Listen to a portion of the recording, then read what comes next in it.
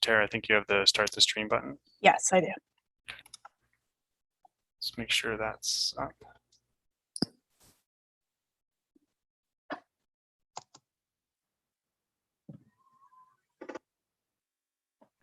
Okay, yeah, we are streaming. So we can just sit on mute for a few more minutes until we're ready to start at 7. Thanks, Ryan.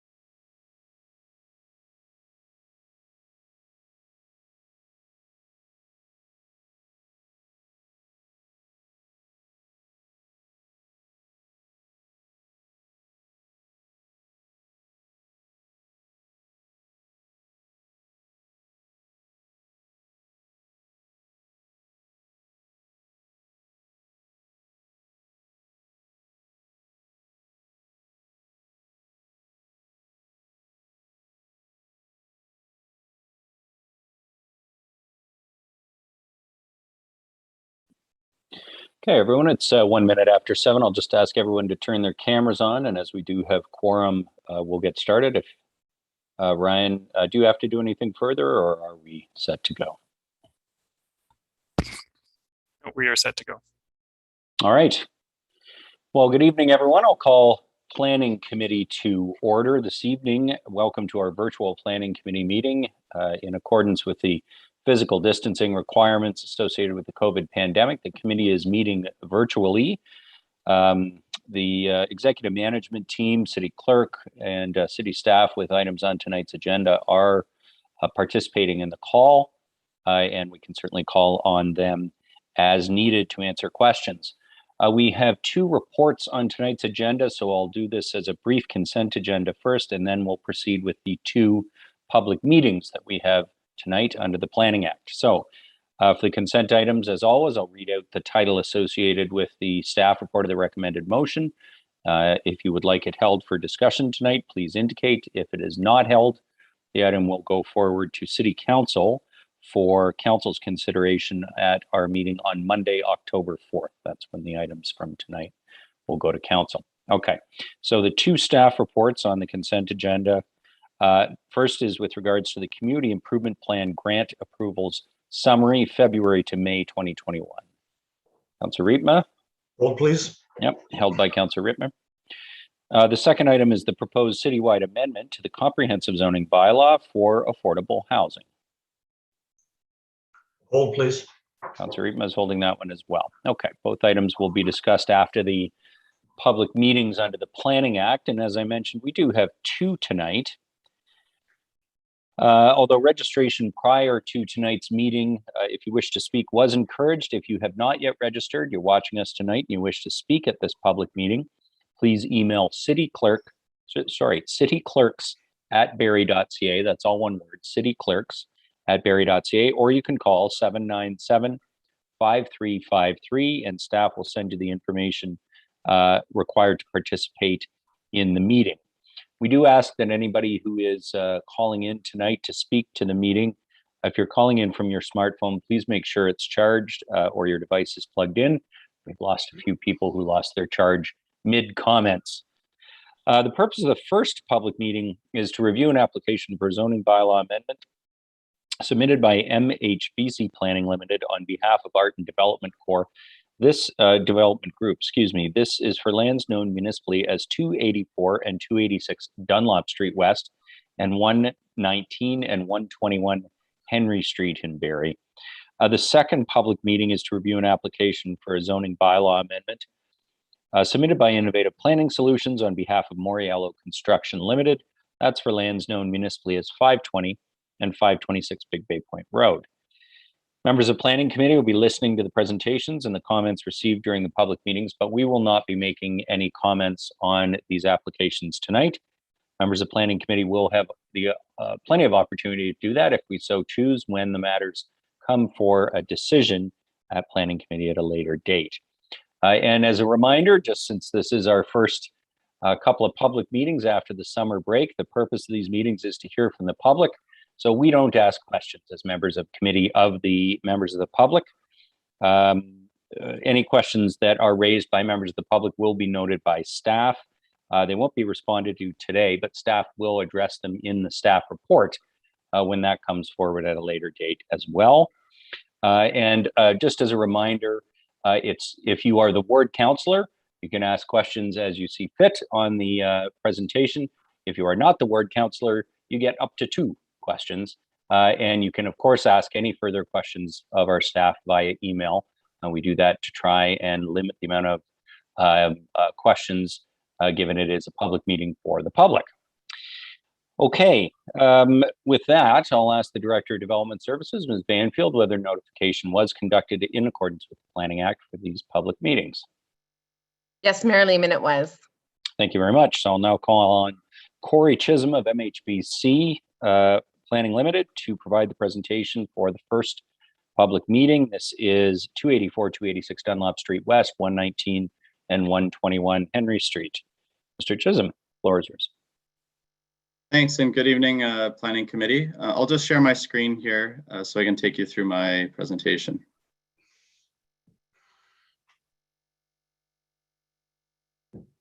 And if you could confirm that you can see that. We can. Okay, perfect.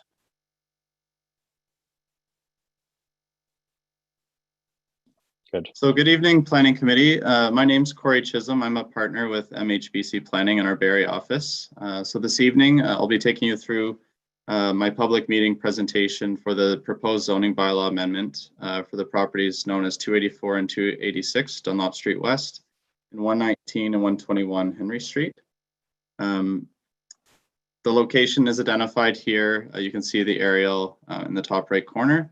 The site is located close to the intersection of Dunlop Street West and Ann Street North, with frontage on both Dunlop Street West and Henry Street. So it is functioning as a through lot.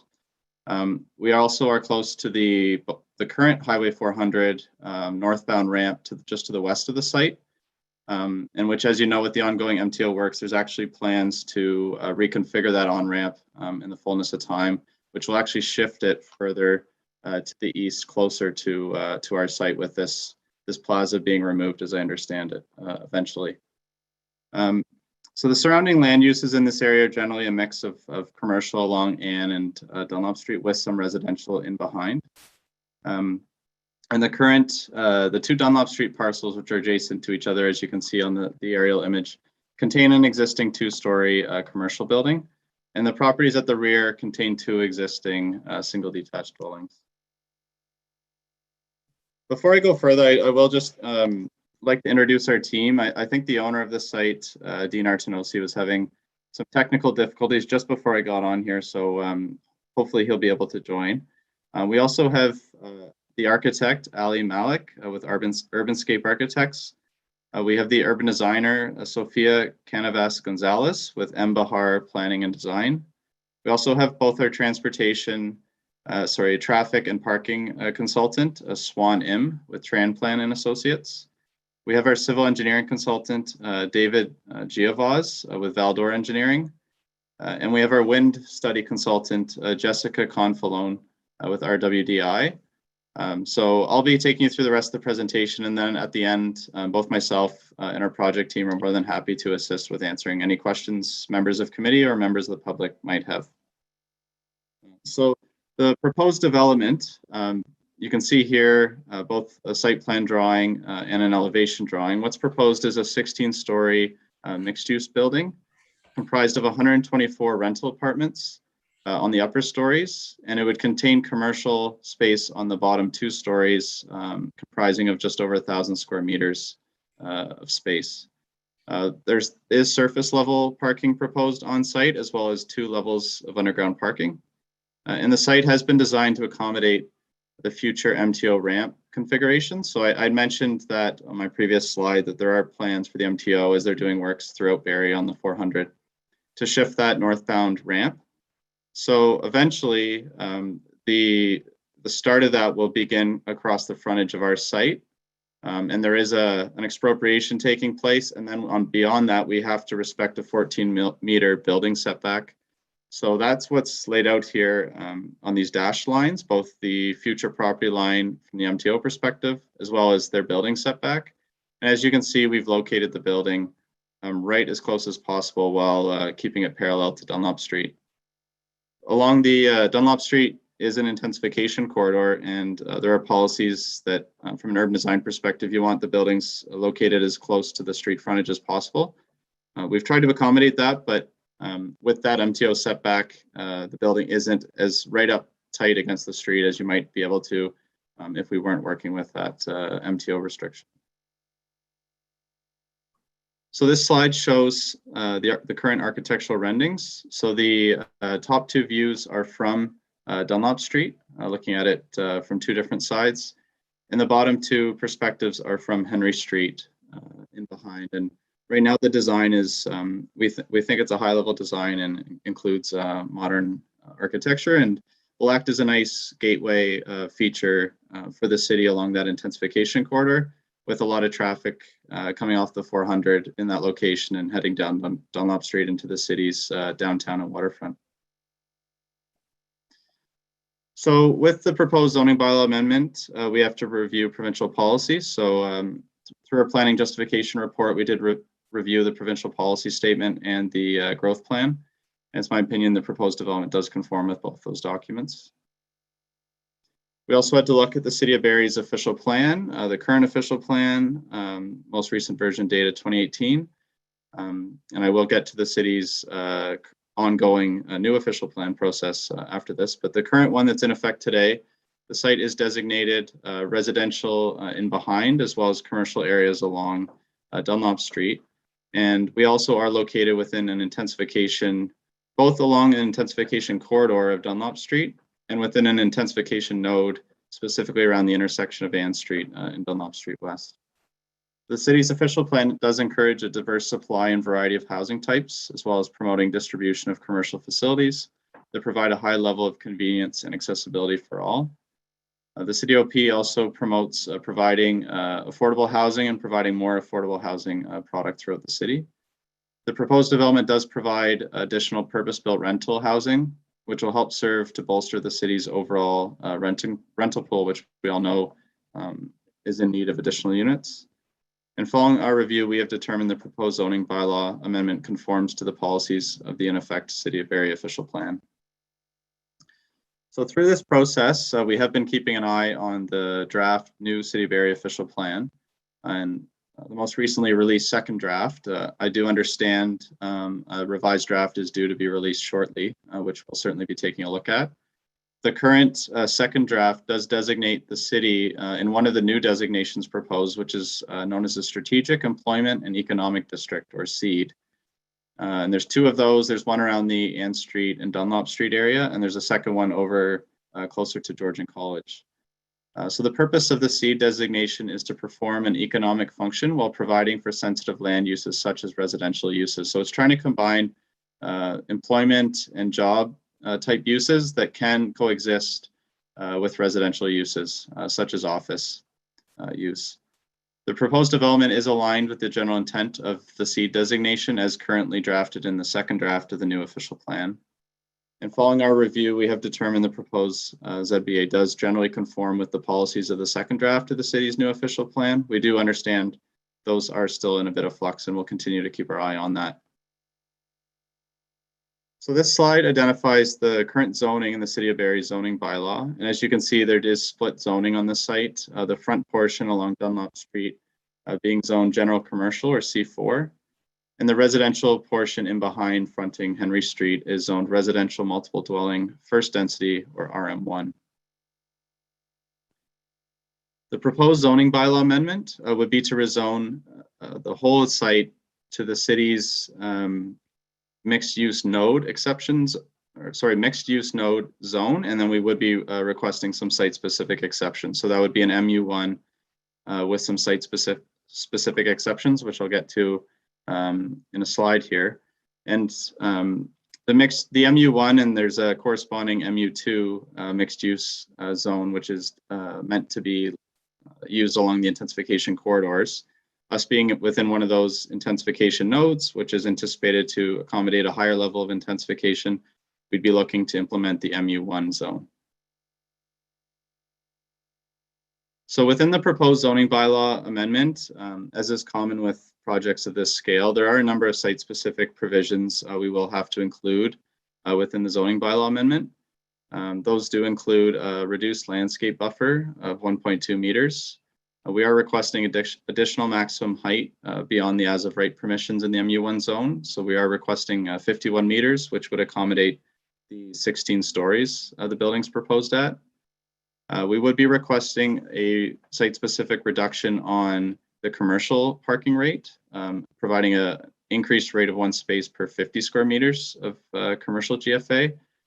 We are, as the building is proposed, meeting the residential parking requirements.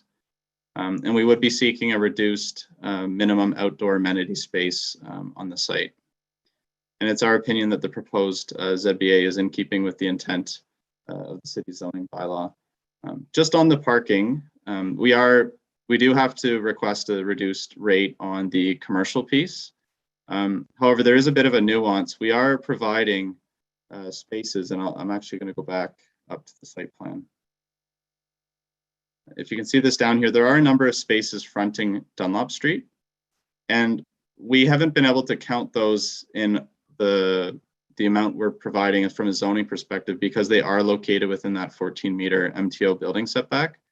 So the MTO has confirmed, and this has been the case on other projects I've dealt with the same situation, that you are allowed to have things within their 14-meter building setback, as long as they aren't absolutely necessary for the function of the building in the long term, in case they do ever widen that further down the road. So you are allowed to do soft landscaping, parking, as long as it doesn't count towards the zoning requirements. So while we do have to request a site-specific provision, if we were able to count these extra spaces, we would be meeting both the commercial and the residential portion. And it is anticipated, while we don't have a crystal ball, that these spaces would be able to remain for quite a bit of time, as the MTO is currently working on big improvements to the 400 and the various on-ramps throughout the city. And it wouldn't be anticipated that they would do additional widings for at least a little bit of time after that.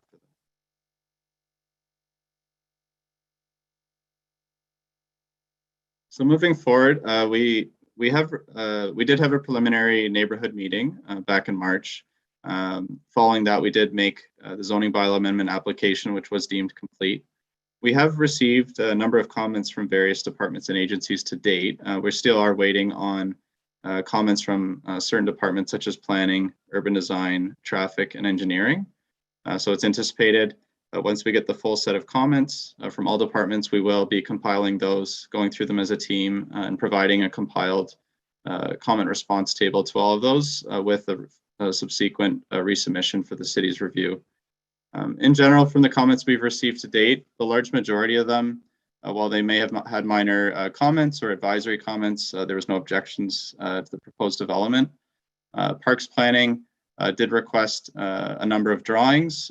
Some of those were provided. Some we think would be deferred to the site plan approval process, but we'll work through those comments with Parks Planning. Also, City Environmental Compliance requested that a record of site condition or an RSC be provided through the process. So we'll certainly be working with them through those requirements. And they also identified a subsurface investigation as recommended as it relates to groundwater and soil management. We did provide a geotechnical and a hydro-G report, and we'll be working with those consultants and city staff through those comments.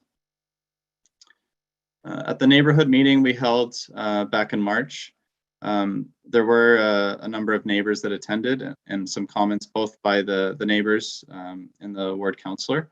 So just a summary of some of the themes that were discussed that night. One was the future vision for the Henry Street and Ann Street area. Some of the residents were asking about that as it relates to intensification. So it was discussed that in the current official plan policies, Dunlop Street is intensification corridor and Ann Street and Dunlop are a node. So there is envisioned in the long term to be intensification in these areas. Right now, as it sits, there hasn't been a whole lot of uptake right around this area. But if what we're seeing around the city and along other corridors continues, I would expect that in the fullness of time, additional intensification projects in this area would come along. There was a comment about air quality and specifically how that would be addressed within the underground parking, if it would all be potentially vented out and disrupting the neighbors. So we understand that will be designed with an up to standard ventilation system. And there are mitigative factors that can be taken so that exhaust isn't being spilled out in a location that would be disruptive to the neighbor. There were also comments about access and traffic implications. So this, again, the neighborhood meeting was before we submitted. So with their complete application, we did provide a full traffic impact study, which included a parking analysis as well. That traffic impact study looked at the operations in the surrounding area as well as future conditions. And there are future pretty substantial widenings planned in the fullness of time along Dunlop Street. And it was concluded that the proposed development was supportable from a traffic perspective. It is acknowledged that the site is, while it's a through lot, in the future, the frontage along Dunlop Street is within that MTO restricted area. And they've been quite clear they won't permit any access from Dunlop Street, even a right in or right out. So at this time, our only means of vehicular access would be through the rear, through Henry Street. There were also comments raised about construction impacts down the road. So it was mentioned that through the site plan approval process specifically, one of the requirements we would anticipate the city would be looking for would be a construction management plan. And again, those are set up to help mitigate on-site construction impacts to surrounding properties. And there was a question about whether the construction of the building would coincide with the timing of the works for that reconfigured MTO ramp. And at this time, it's really hard to say. We haven't seen any specific timing for the MTO ramp works to be completed, so it's difficult to say if that will align with our construction or not. And there were concerns about parking and the potential spill out onto the adjacent Henry Street. So we did include a parking analysis within our traffic study, and it was concluded that the proposed parking rate, even if we don't count those extra spaces at the frontage within the MTO setback, was supportable based on the proposed uses. And in the short term, we will have the addition of those extra spaces along Dunlop Street to help provide some additional parking. So the full set of supporting studies we did submit with the application included a planning justification report, a shadow study, an urban design report, a wind study, functional servicing report, and stormwater management report. Both the geotechnical and hydrogeological report, the traffic impact study and parking needs study, as well as a tree preservation plan and inventory. And again, those were done at the zoning bylaw amendment level. And it's anticipated when we move forward to the site plan approval stage, some of these reports will be needed to be dusted off with a bit more site plan level detail provided, as well as it'd be anticipated there might be some other requirements when we get to that stage, such as a lighting plan. So in summary, the proposed zoning bylaw amendment to rezone the subject lands, in my opinion, is in the public interest and represents good planning. It's consistent with the provincial policy statement and conforms with the growth plan for the Greater Golden Horseshoe. The proposal conforms to the City of Barrie's official plan and is in keeping with the approaches used in the City of Barrie's zoning bylaw. And the proposed development is generally aligned with the current second draft City of Barrie official plan policies. So with that, I'd like to thank you. And as mentioned, I'm available to answer any questions. And if some of those questions I feel are better directed to some of our other team members, I'll do that.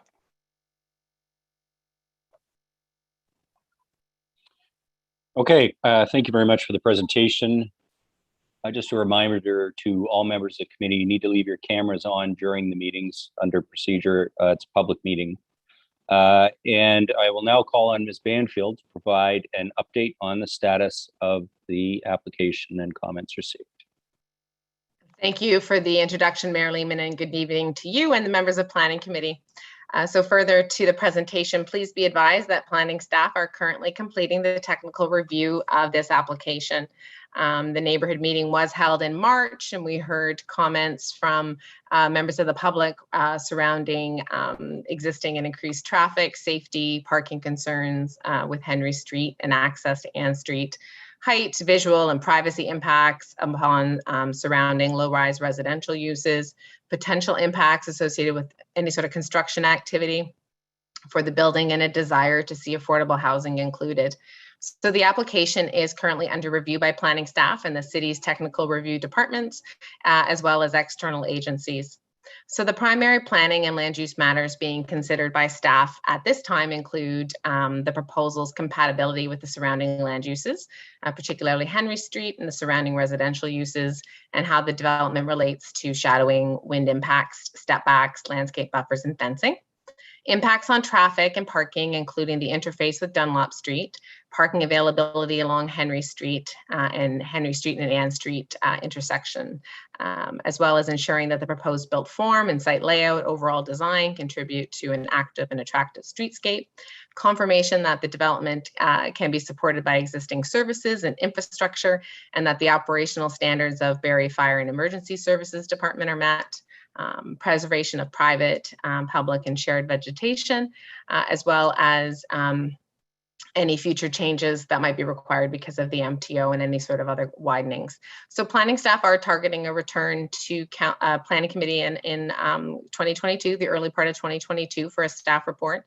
Everything that we receive through the technical review process, as well as comments provided at the neighborhood meeting and what we hear tonight, will be included and addressed in the planning staff report. All of the submission materials and key dates associated with the application are available for viewing online on the city's proposed development webpage under Ward 2, and you can always contact the file manager directly. So this concludes my presentation, and I thank you for your attention.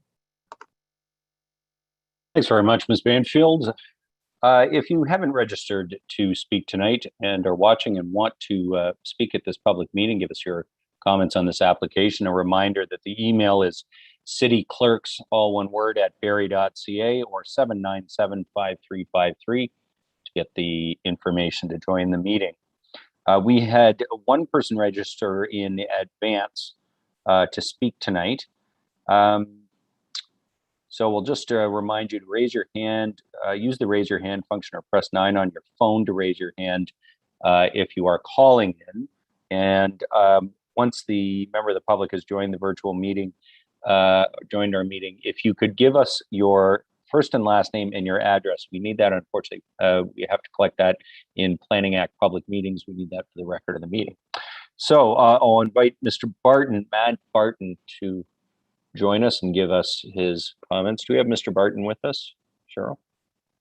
Tammy? Yes, we do, Your Worship. Mr. Barton, welcome to Planning Committee. Hello, how are you? Good, we can hear you. Go ahead.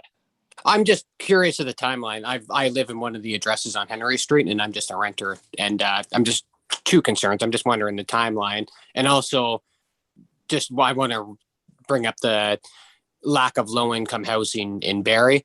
Like, I rent this house by myself for very cheap. I cannot find anywhere. I'm gonna have to move out of the city because it's getting an apartment building here is getting built, and I'm just kind of curious of what the rent is going to be for this apartment building, because there's already a lot of higher end apartment buildings in Barrie, and there's not a lot of low income housing. So I'd like to address that again. And I just, like I said, I would like to know the timeline. I really That's all. appreciate that. Thanks for the comments, Mr. Barden. And yeah, committee is and council is very aware of the huge shortage of affordable housing in Barrie. Our staff, if you want to give the staff a call in the morning, they may be able to answer your question around timelines. But we appreciate you coming tonight to give us those comments and being part of the meeting tonight. Ms. Swan, did we have anyone else who's registered to speak at tonight's meeting? No, we have not, Mayor Lehman. Okay. Then I will go to the ward councillor. Councillor Aylwin, do you have any questions of clarification for the applicant or our staff? I do. Thank you, Mayor Lehman. So my first question is for our staff, Ms. Banfield. I'm wondering, with the increase in traffic that will result from this development coming off of Henry Street, are there any future infrastructure plans for Henry Street, or looking at a signal at the intersection with Ann Street? I realize it's fairly close to the Ann and Dunlop intersection, so that may not be possible, but I'm wondering if there's anything that residents should know about future plans for traffic control at that intersection. Ms. Banfield. Thank you. Thank you for the question, Councillor Aylwin.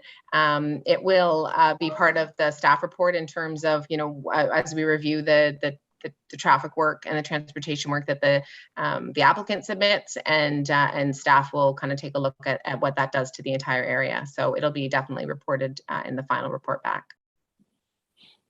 That's great, thank you. And my second question is for the applicant. So you referenced in your presentation the city's official plan and our policies around affordable housing targets. You also referenced our future official plan update, which will likely have even stronger affordable housing provisions. So what, and as everyone knows, we're in a pretty critical affordable housing crisis. So what will you do as an applicant to meet those goals in the official plan to have 10% affordable housing units in all new developments? Mr. Chisholm? So at this stage, and I understand in the current OP, it's more of a citywide target. I do see in the current draft, those policies have been strengthened, at least in the current second draft. At this point in time, I understand the intent is just to move forward with purpose-built rental. The area and the unit sizes might gear towards the lower end of the market. But at this point, there hasn't been any purpose-built, affordable, defined affordable units proposed within the development. That's something we could certainly take back and discuss with our client and city staff as the process moves forward. But at this point, there aren't any purpose-built proposed affordable units within the development. Thank you for that clarification. I'm wondering, since you brought it up, unit size, do you, and I'm sorry if I missed this in your presentation, in your documentation, but do you have any idea of what the unit size and sort of the bedrooms would look like at this point? Because we know smaller unit sizes are in high demand right now. Certainly, and I'll pass that one over. Our architect is on the line, and I think off the top of my head, I don't know, but I think he'll probably have a better idea. Maybe he can speak to if there's a range being provided, what that looks like. Sorry, can we ask which name that is? Sorry, is that Ali Malik? He's on one of the attendees. Okay, we can promote him.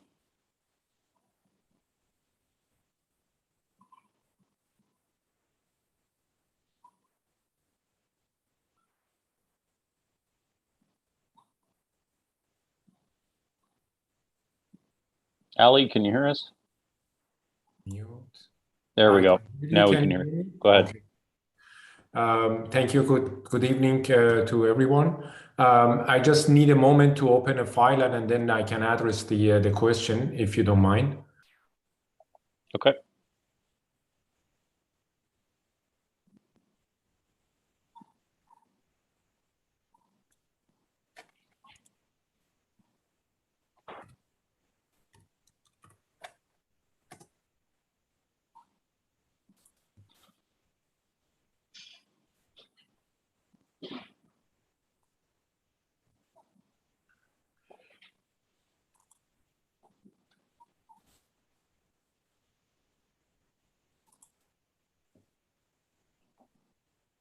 Councillor Owen, did you have another question you wanted to ask perhaps of the planners while Mr. Malik is finding the answer to your previous one?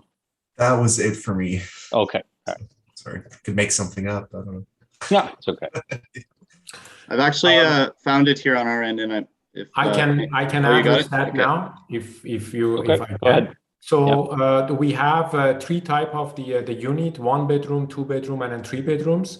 We are proposing 28 units of the 1 bedroom, 72 units of 2 bedrooms, and then 24 units of 3 bedrooms apartment in this building. Thank you for providing that. I appreciate it. No problem. Thanks, Councillor Owen. Are there any other questions of clarification of the applicant? Councillor Ritma. Thank you, Mr. Mayor. And I'm not sure whether this is to staff, well, I guess it's both to staff and to the applicant. We have a block here that is surrounded by the 400 Dunlop, Ann, and Henry, and this parcel is right in the middle of that block. What do we see happening on the rest of the block, and how does this project fit into what's going to happen for the rest?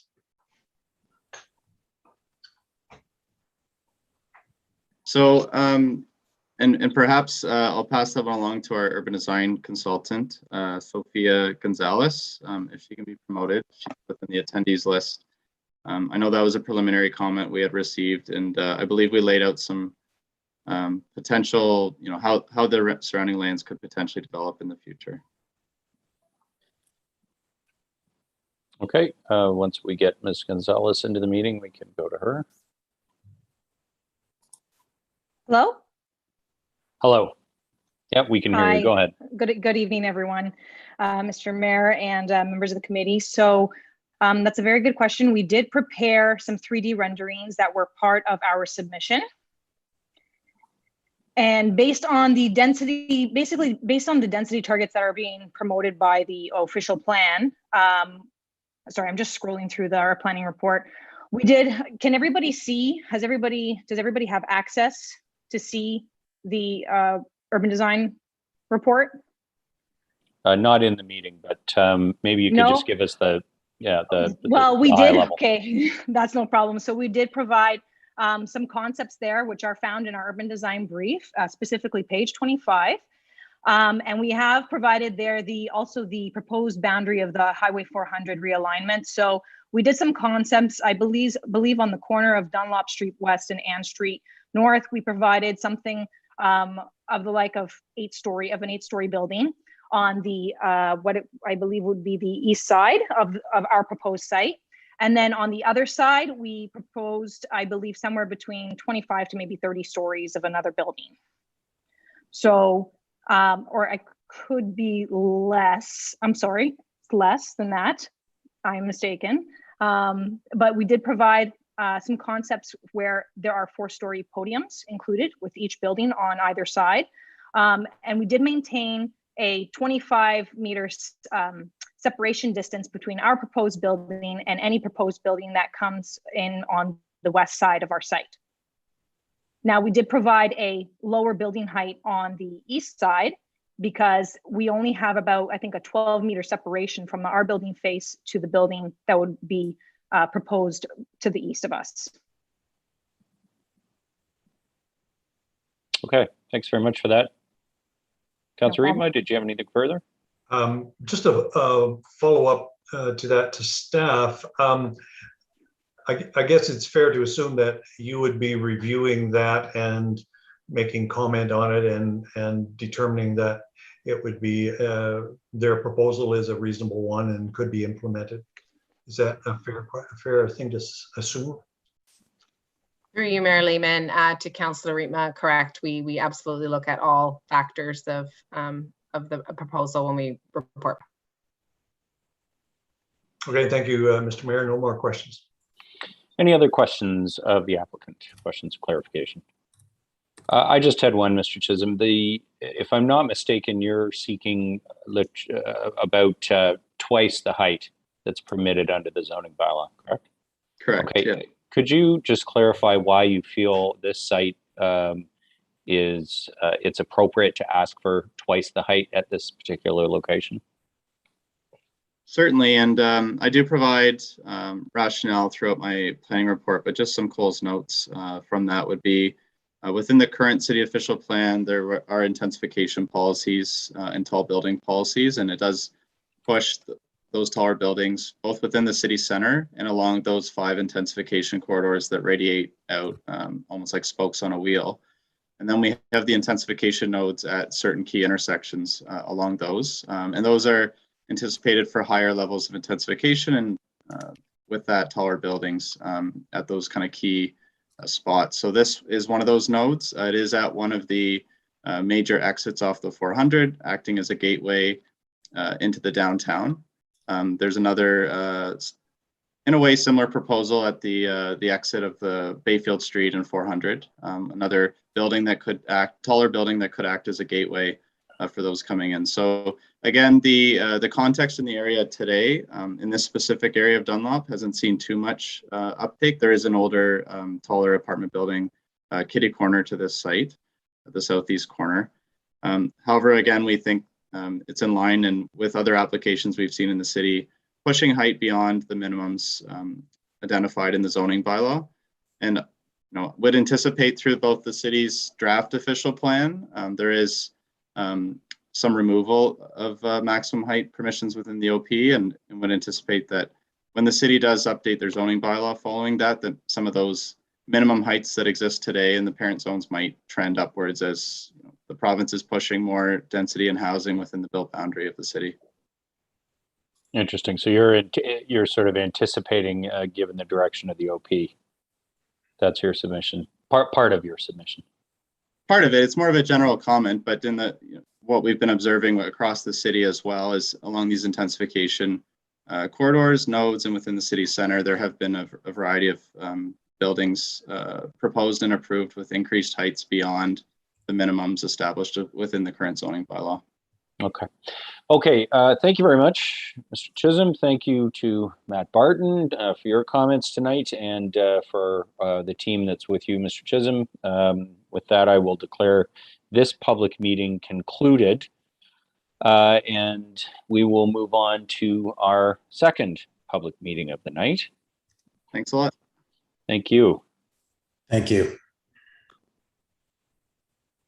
And I should just note before we leave that one entirely behind, if anyone has any further written comments, you're asked to submit them to Logan Juffermans, planner in the Development Services Department at logan.juffermans@barrie.ca. So that's logan.juffermans@barrie.ca. You can also get the information about the file on the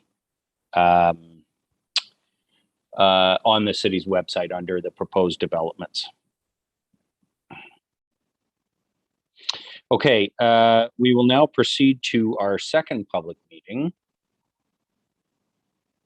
And that is with regards to, my apologies here, I'm just getting the municipal address again. This is 520 and 526 Big Bay Point Road in Ward 8.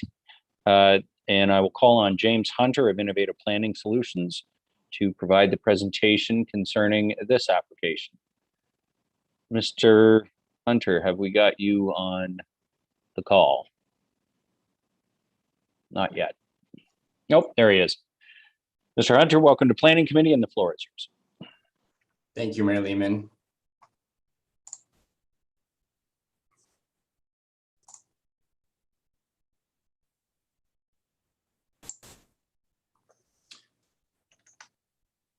Good evening, Planning Committee and all in attendance tonight. My name is James Hunter, and I'm a senior planner with Innovative Planning Solutions, representing the applicant for 6-story residential condominium located at 520 and 526 Big Bay Point Road in the city of Barrie. The proposed development is located again at 520 and 526 Big Bay Point Road. The subject lands are illustrated with a red outline on the subject slide. The lands are east of the Big Bay Point Road and Yonge Street intersection by approximately 160 meters, and the lands contain 3,500 meters squared or 0.35 hectares of lands. They also include 65.5 meters of frontage along Big Bay Point, and there is an existing detached dwelling located on each property.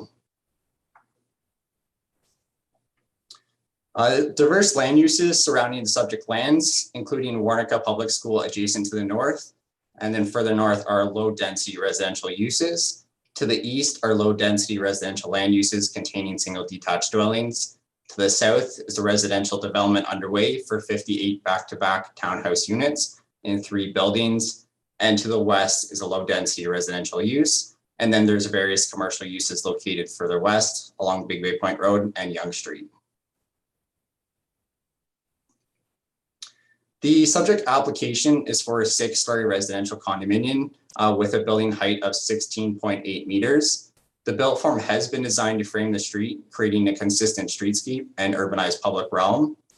And 46 units are proposed, and this would offer a density of 131 units per hectare. And 57 parking spaces are proposed for a ratio of 1.24 spaces per unit. Ultimately, this offers 1 parking space per unit, along with 11 excess for visitor spaces and needs per residence. To design the site, there's a singular site access off Big Bay Point Road, and then an internal driving aisle for site circulation. There are private balconies with various landscape open spaces and buffers around the site, and this offers private and public amenity spaces. The proposed development aims to achieve compatibility with adjacent uses through the orientation and position of the built form. The building is located close to the street to increase separation to adjacent uses and create a consistent street wall. The sitting of the building will frame the street and create a consistent street edge, contributing to an urbanized public realm and reinforcing Big Bay Point Road and arterial road. And primary entrances are proposed at the north, east, and south sides of the building.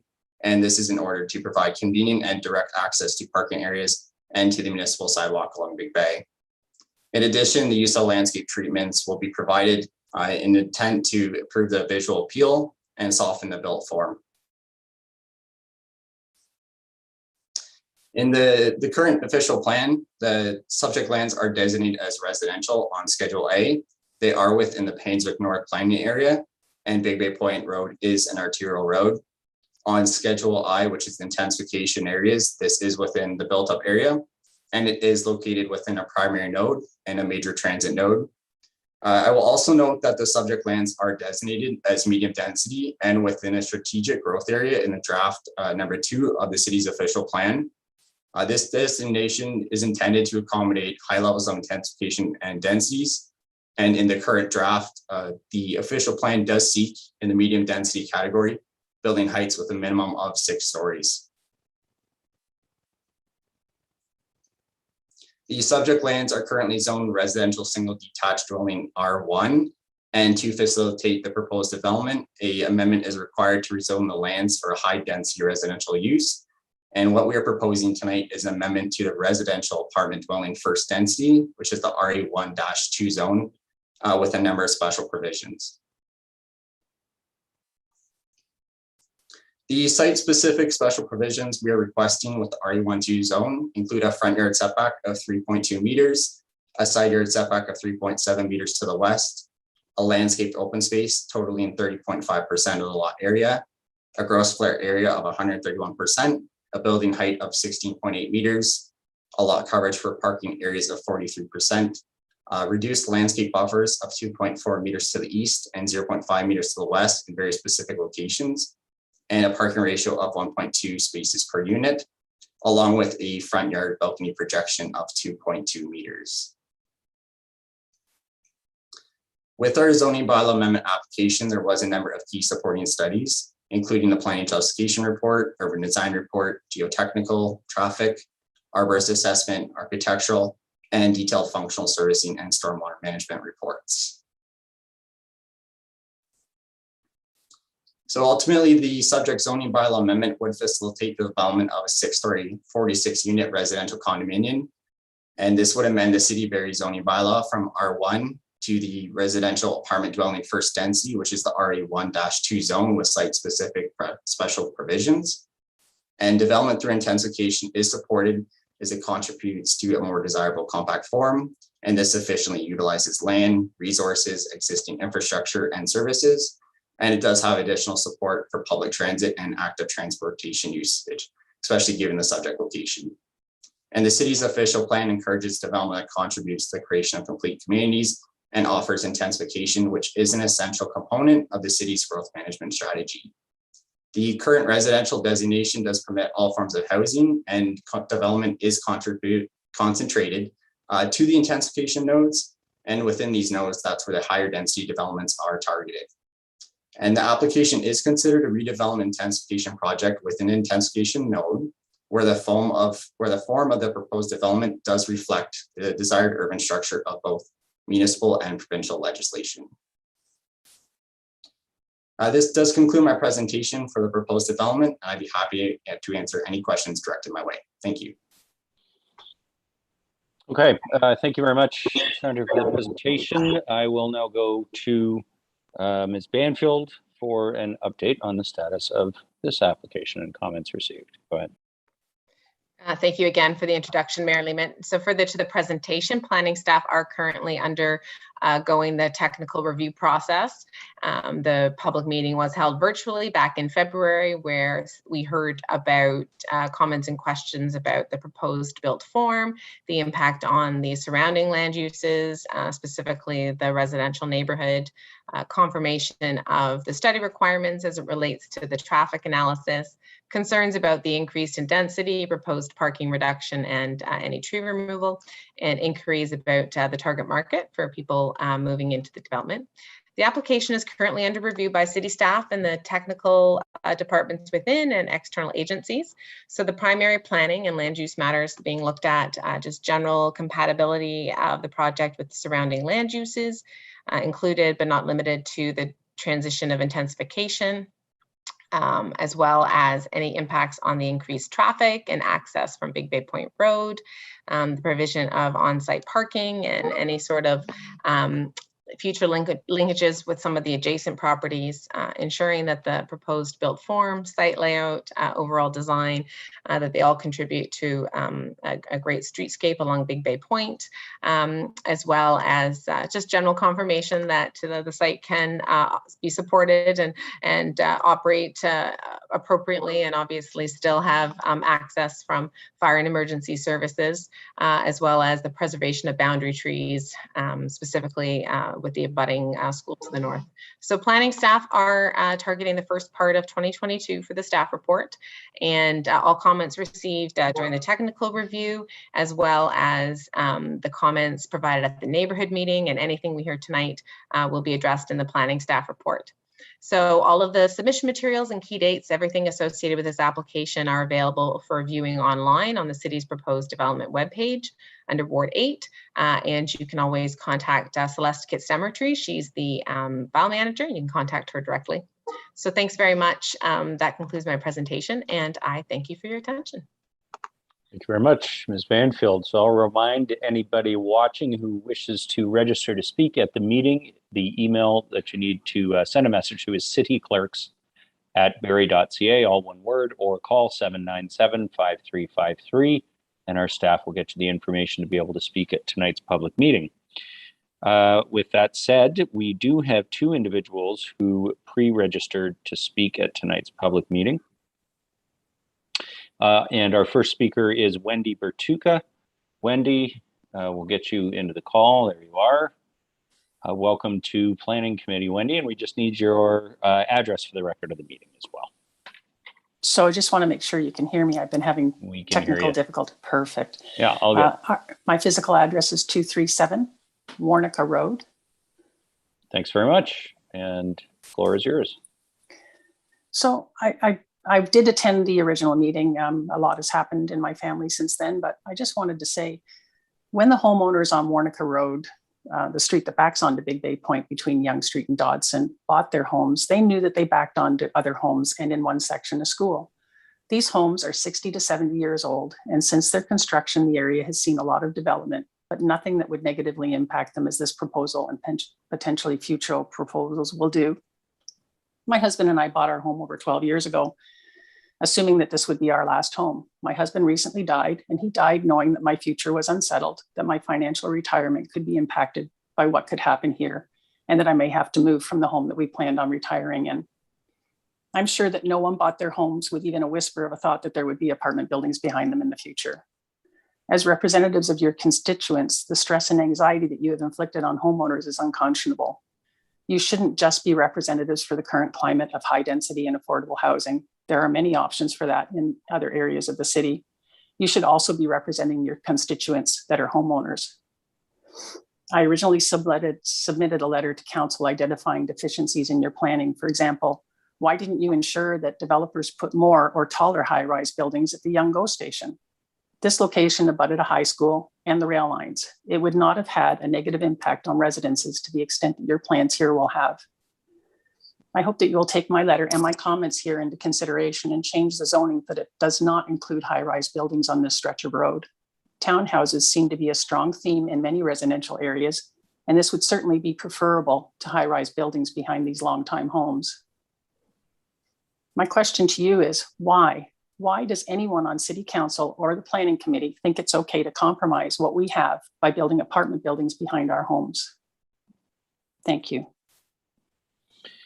Thank you, Ms. Bertuga. And just to be clear, council has not made any decision on this matter, nor are we the applicant. Obviously, somebody has put together some properties here and is proposing a building, and it will be up to council to decide whether or not it's permitted, but it is a zoning bylaw amendment that they are seeking. So that decision is still in front of us, and that's why we invite the public to come and tell us the reasons why they may be in favor or opposed. And I can hear from you how personal this is for you. So I appreciate you coming and giving us those comments tonight, and for participating in the meeting tonight. Our next speaker tonight is Jean Berry. Ms. Berry, welcome to Planning Committee. Can you hear me? Hello, I can hear you, and we just need your address for the record, Ms. Berry. 235 Warnica Road. Oh, thank you very much, and go ahead. So again, my neighbor Wendy, I agree with her 100%. This is one of the oldest neighborhoods in Barrie, and people come here because it's a wonderful neighborhood, and to have that apartment building behind us is just unbelievably, I can't even put it into words. So my question is I know that you have to go through the process. I went online about the planning committee, and they have all these steps. So this is the next step in the protocol. So the way I see it is you're just following the steps to go through this and this and this and this, and then everything's done. You've completed everything. It's going to go ahead anyway. That's how I feel. I feel like this is just appeasing the people that live here, and then you're going to move on to the next step.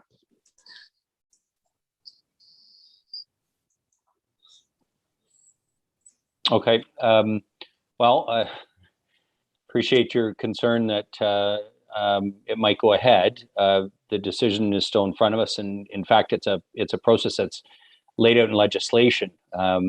We also have the neighborhood meeting, which hopefully you had an opportunity to participate in. But in terms of council's decision on this, that would be at planning committee in the future. So please make sure you give your contact details to city staff so that you can be part of the process from here forward.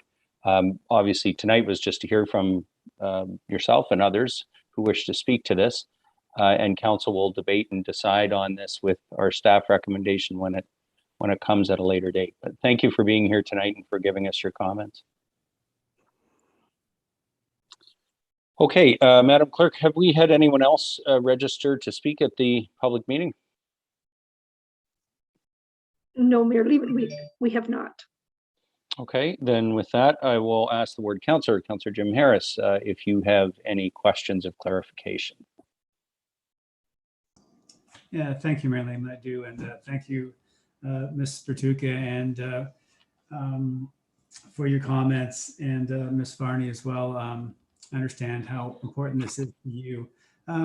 With that noted, and I do understand from the neighborhood meeting, there was questions, and it was noted by Ms. Banfield about the built form. And I wonder, Mr. Hunter, if you could just speak to why this built form, knowing that, recognizing that the neighboring lots are remain single family dwellings, and the newest development across the road has chosen to be townhomes. What consideration, and can you give us an understanding as to why this type of built form was chosen?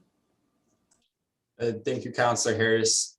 We did attend the neighborhood meeting together, and we did seriously consider the comments and thoughts by the public. I just will reiterate that this is designated as an intensification node in the City of Barrie official plan. And under the current draft official plan, it is designated as medium density, where the minimum target is 6 stories at a minimum. So we went back to the applicant and we further discussed this, and we wanted to maintain a 6-story height because that's what we felt would transition to the future development within this intensification node. And it is at Yonge and Big Bay where there is going to be a lot of development happening in the future.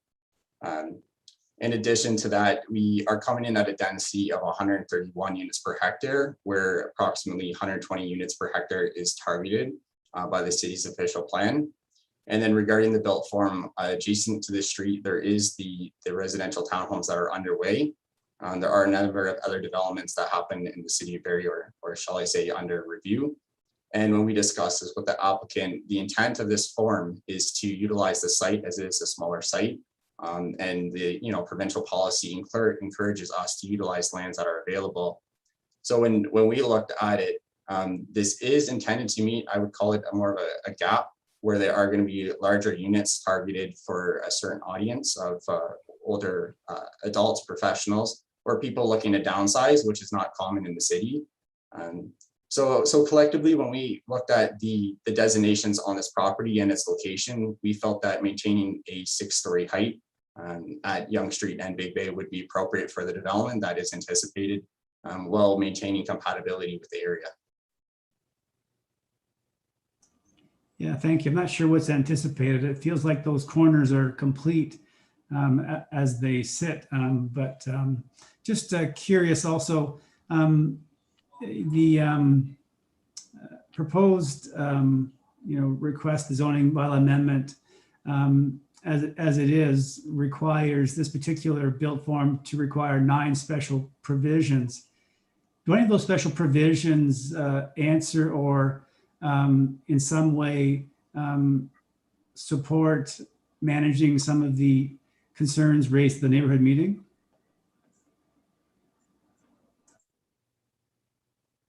Yes, sorry, thank you, Councillor Harris. So one of the key considerations that we looked at for this proposed development is that the fact that we recognize low density residential uses to the east. Again, like I said, as this is a node, we would like to respect the lower densities to the east. So we have a 23-meter setback on our interior side yard, where this significantly increases it from the 5 meters required.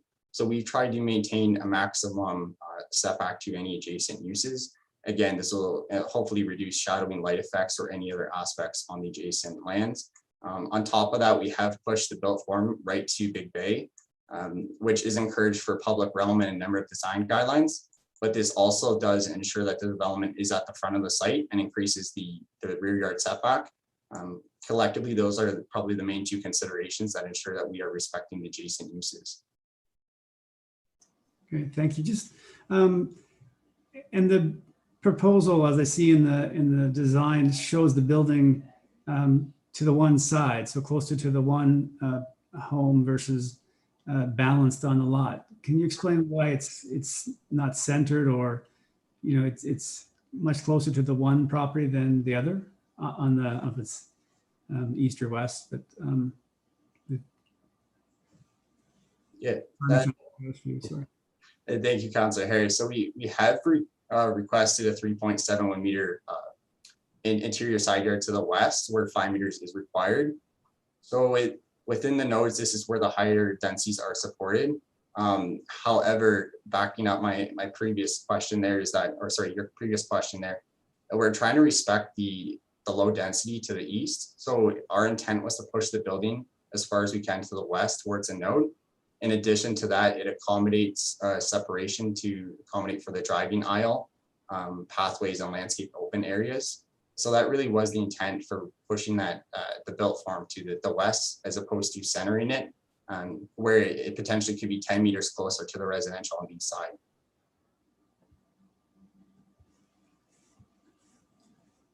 Great. Great. Thank you. Maybe one question for staff to you, Mary Lim, to Ms. Banfield. Mr. Hunter referenced the density, and I think it was in the node 120. This is 131 units per hectare. Can you clarify as it relates to, and I often get this concern as it relates to trying to meet density targets, the node, we're talking about averages, are we not, when we talk about density in a node, not specific individual requirements for sites, but for an aggregate over an area? Through you, Mayor Lehman, to Councillor Jim Harris, you're correct. We do take a look at densities across an area. Often we talk about its density per hectare. In the staff recommendation reports that we bring back to you, we do that analysis for council to see what the density is in and around a hectare around the subject properties. And often what we see with that is, we haven't done it for this site as we're not at that stage yet, but generally speaking, what we see is in the area and in the surrounding area, even though the density on the particular site might be higher, say, than the target of the node or the corridor, when you actually disperse the density across the area, it amounts to a slightly lower number. Great, thank you. Maybe one follow-up. So in an area where you're highly concentrated with single family homes, as noted by the deputants, how is that aggregate managed such that one property would significantly, it doesn't suggest that one property could significantly increase the density because of being in a single family area, which would draw the density down for the whole area? Through you, Mayor Lehman, to Councillor Harris, you're right. It really is just about taking a look at how the density is distributed on the site, which is through the site plan and the built form that's proposed and the height and how it functions. So that's kind of one element of it. And then, as I said, it is the broader spectrum of, what's that density calculation in the broader area. So the density factor on the site really are the things that are governed by the actual built form and the unit count and those types of information. Great, thank you. Maybe, I don't know, I should have asked this before, and I apologize for not giving you notice, Ms. Banfield, but do you know the density of the townhouse development that's directly across the road? Off the top of my head, through you, Mayor Lehman, to Councillor Harris, I don't know, but I can certainly look it up and provide that to you. Thank you. It's safe to say it's below 131 and above 1 unit per hectare. That was somewhat in jest, but thank you. Safe to say. Yeah, safe to say. And maybe, sorry, I know it's a long night. Just one for the question, Mr. Hunter. Is there any plan or objective to include affordable units in the 6-story proposed building? Thank you, Councillor Harris. At this point in the process, it is not targeted for affordable units. And this is based on the developer's experience in the city with a demand for these kinds of units. However, we did state in our application that we are willing to discuss this further with the city. So it is part of the, the next steps of the process. This is something that we can take back and consider with staff. Great. Thank you, Mr. Hunter. Thank you, Ms. Banfield. Thank you, Mayor Lehman. That's all from me. Okay, thanks, Councillor Harris. Any other questions of clarification? Councillor Harvey. Thank you, Your Worship. This would be a question for Ms. Banfield. I see by looking at their presentation, it appears that literally just a smidgen of 520 Big Bay Point happens to intersect with the node, which would, by the looks of it, appear to be less than 1/3 of the property in question. How does staff look at that? Do you just need to be able to touch the node to be considered to be in the node, or how is that treated? Through you, Mayor Lehman, to Councillor Harvey. Again, it's taken in most cases, we take a look at the planning justification report that the applicant provides us in terms of that justification. Certainly, as it relates to intensification, it's no surprise to council that staff are generally supportive of intensification in the right area. And it really is just about kind of what that product looks like. So again, it'll all be evaluated when we bring a report back to council. Great, thank you. Thanks, Councillor Harvey. Any further questions of clarification, members of Planning Committee? Okay, seeing none, I'll make a final call, a final check-in with the clerk. Did we have anyone else who indicated they wanted to speak in the public meeting tonight? We have not, Mayor Lehman. Okay, then with that, I'll say thank you to Ms. Bertuca and Ms. Berry for coming tonight, to the applicant and their team, and Ms. Banfield, as always. If there is anyone watching who has further questions around this, or members of council wish to ask questions, the file planner is Celeste Kitsymmetry, so that is celeste.kitsymmetry@berry.ca. And with that, I'll declare the public meeting concluded, and we will move forward with the 2 items that were held, the staff reports tonight. The first one that was held by Councillor Riepma. Well, they're both held by Councillor Riepma. The first one is with regards to the community improvement plan, the grant approval summary, and we have a 2-part recommendation here. Did you want to put that on the floor, Councillor Riepma? Yes, thank you, Mr. Mayor. Yes, I put the item on the floor and then my amendment. And my amendment is very simple. It just removes the sharing of and removes the words dealing with the heritage component of the grant program. So I can speak to that if you wish.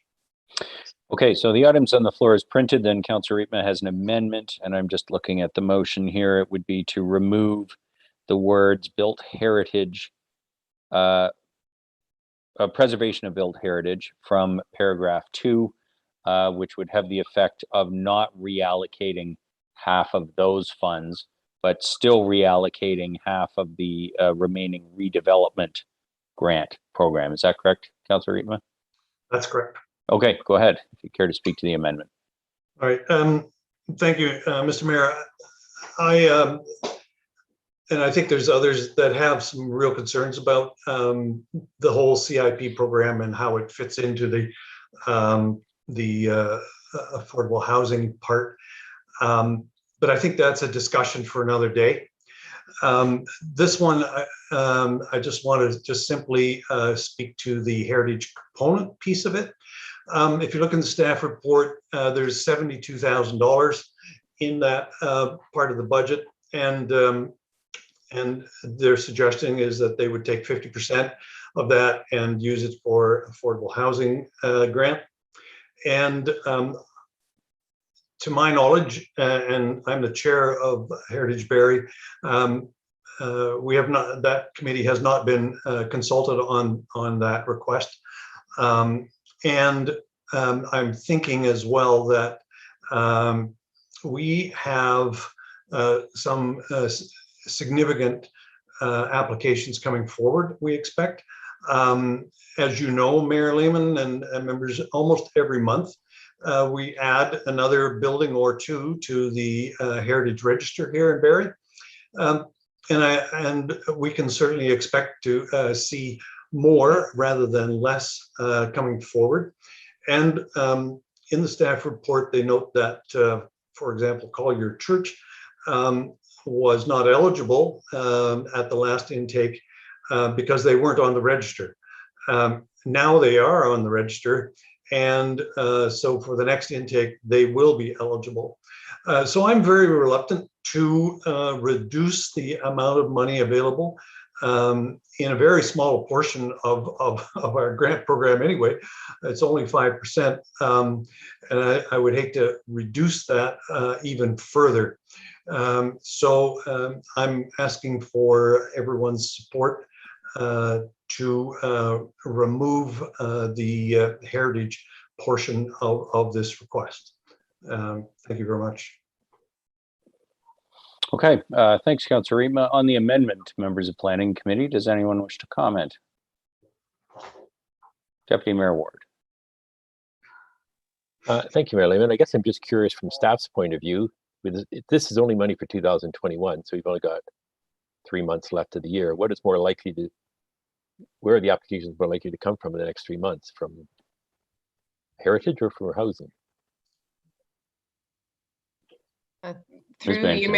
Through you, Mayor Lehman, to Deputy Mayor Ward, we consistently are seeing overcommitted requests under the affordable housing part of the CIP. So that's ultimately where the staff recommendation came to do some reallocation. Just a follow-up then, maybe for Councillor Rietma, do we anticipate in the next 3 months we're going to get heritage applications? I know you've talked about ones that may be coming forward, but are they going to be between now and the end of the year? Well, Mr. Mayor, in response to the Deputy Mayor's question, my crystal ball is pretty fuzzy, but I do think that we are likely to see more applications rather than less. And so that's why I would prefer to keep the money in the Heritage Grant program rather than putting it out.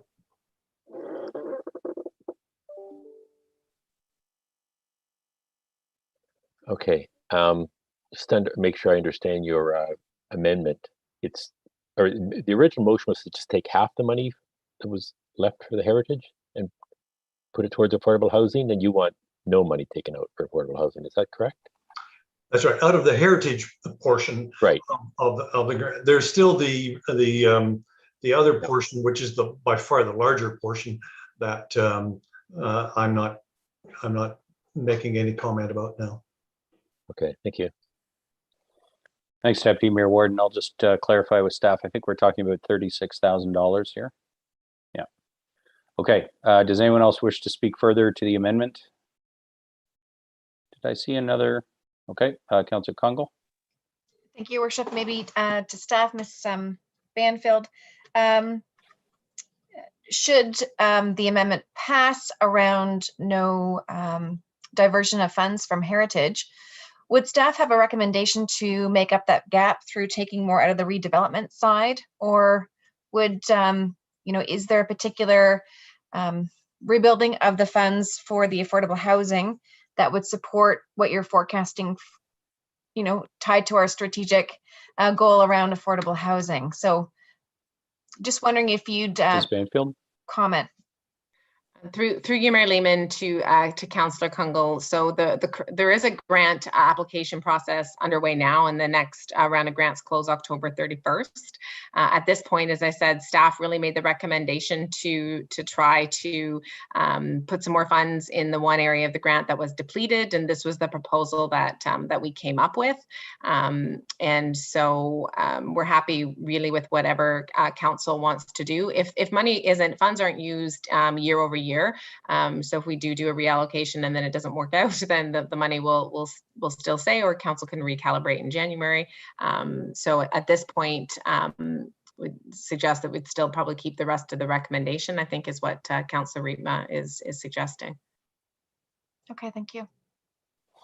Okay, on the amendment to keep the 36,000 in the Heritage Grant Program, not move it over to affordable. Any further comments on the amendment? Councillor Harvey. Thank you, Your Worship. I'm reluctant to support this, just mainly because when you look at the chart, the first intake, there was only $26,000 used out of the heritage side of it, which if the next intake is very similar to that, even 50% of the current balance would be more than enough to support what would be required. And also affordable housing is one of our strategic priorities. And we're looking at a balance here of $1.45 in that account. So unfortunately, we have to set our priorities on this one. So I won't support it. Okay, thanks, Councillor Harvey. I would like to call the question, just given 36 grand is probably not going to build too many units of affordable housing. So I am going to call the question on the amendment. Those in favor of the amendment, please indicate. And opposed? Okay, the amendment is defeated. The main motion is currently on the floor as printed. Are there further comments? I had a question, Ms. Banfield. You indicated that the affordable housing is oversubscribed. Would you have a number as to, if council were to provide additional funding, regardless of reallocating funding, if we were to provide additional funding to the CIP for projects in 2021, how much would be required to fund additional affordable housing in the city? Projects that are ready to go and are likely to be, would likely be able to be eligible in 2021?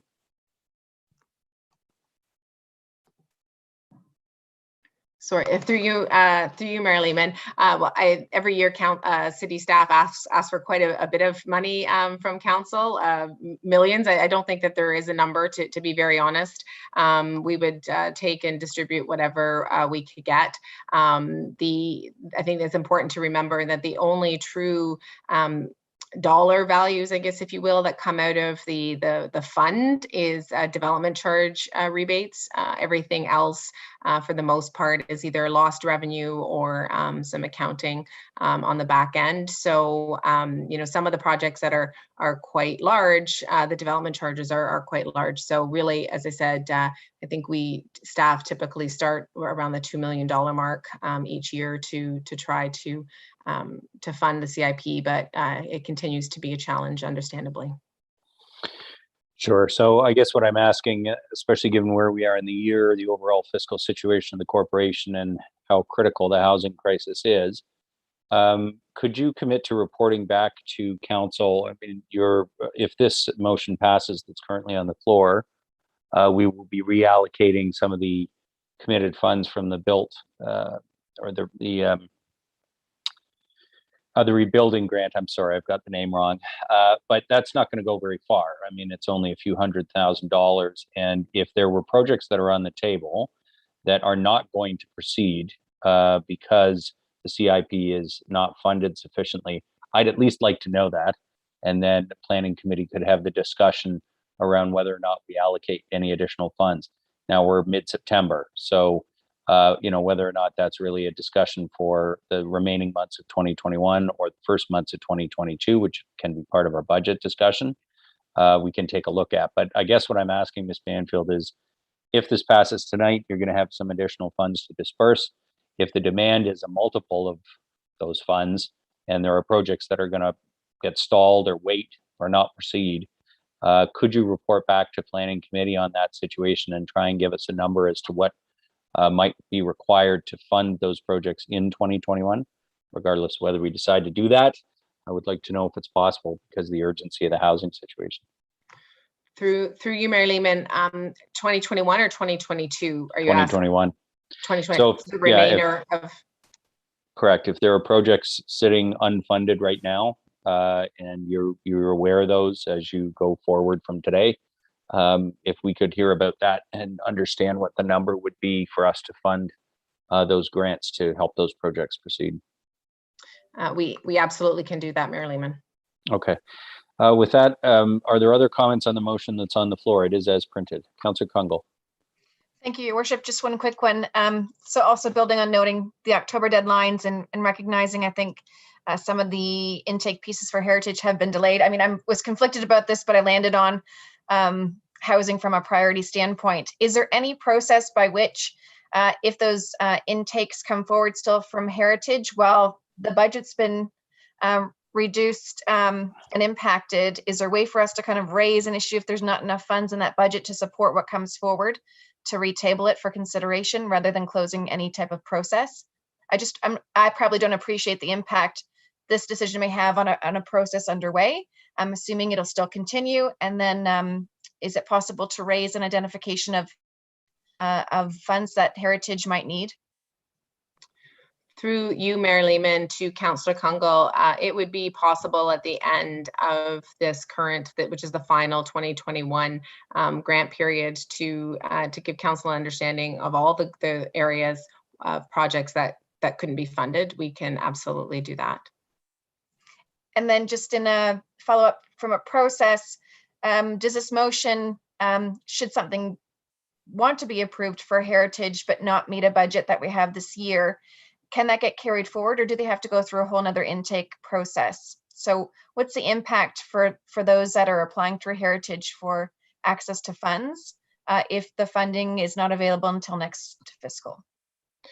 Through you, Mayor Lehman, to Councillor Kungle, the online process is the application process is all online, so it is easy to kind of reinitiate or just kind of keep the application in there if there isn't any funding available. So in terms of kind of what tonight's decision is on this current grant application process is, if there isn't the reallocation, then we have $1.45 for affordable housing, and then we have those other numbers for those other two areas. So that's the impact of tonight's decision on this remaining call for projects. Thank you. Okay, any other comments? All right, I will call the question on the motion as printed. Those in favor, please indicate. Is anyone opposed? None? That carries. Thank you very much, members of Planning Committee. Councillor Rietma, you also held the second matter, which is the update to the comprehensive zoning bylaw with regards to affordable housing. Go ahead. Thank you, Mr. Mayor. Yes, I did, and I'll put it on the floor as printed, and I have circulated an amendment to it. There are 4 parts to my amendment, and I'm kind of in your hands, Mr. Mayor. I'm quite prepared to discuss them one at a time, or if you want to do them all together, that's fine too.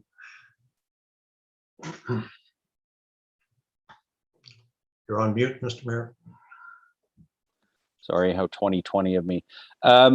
Yeah, I think we better do those separately because they are separate issues, and I know a few have been raised by different members of committee. So hopefully we can deal with some of them quickly. Others might take more discussion.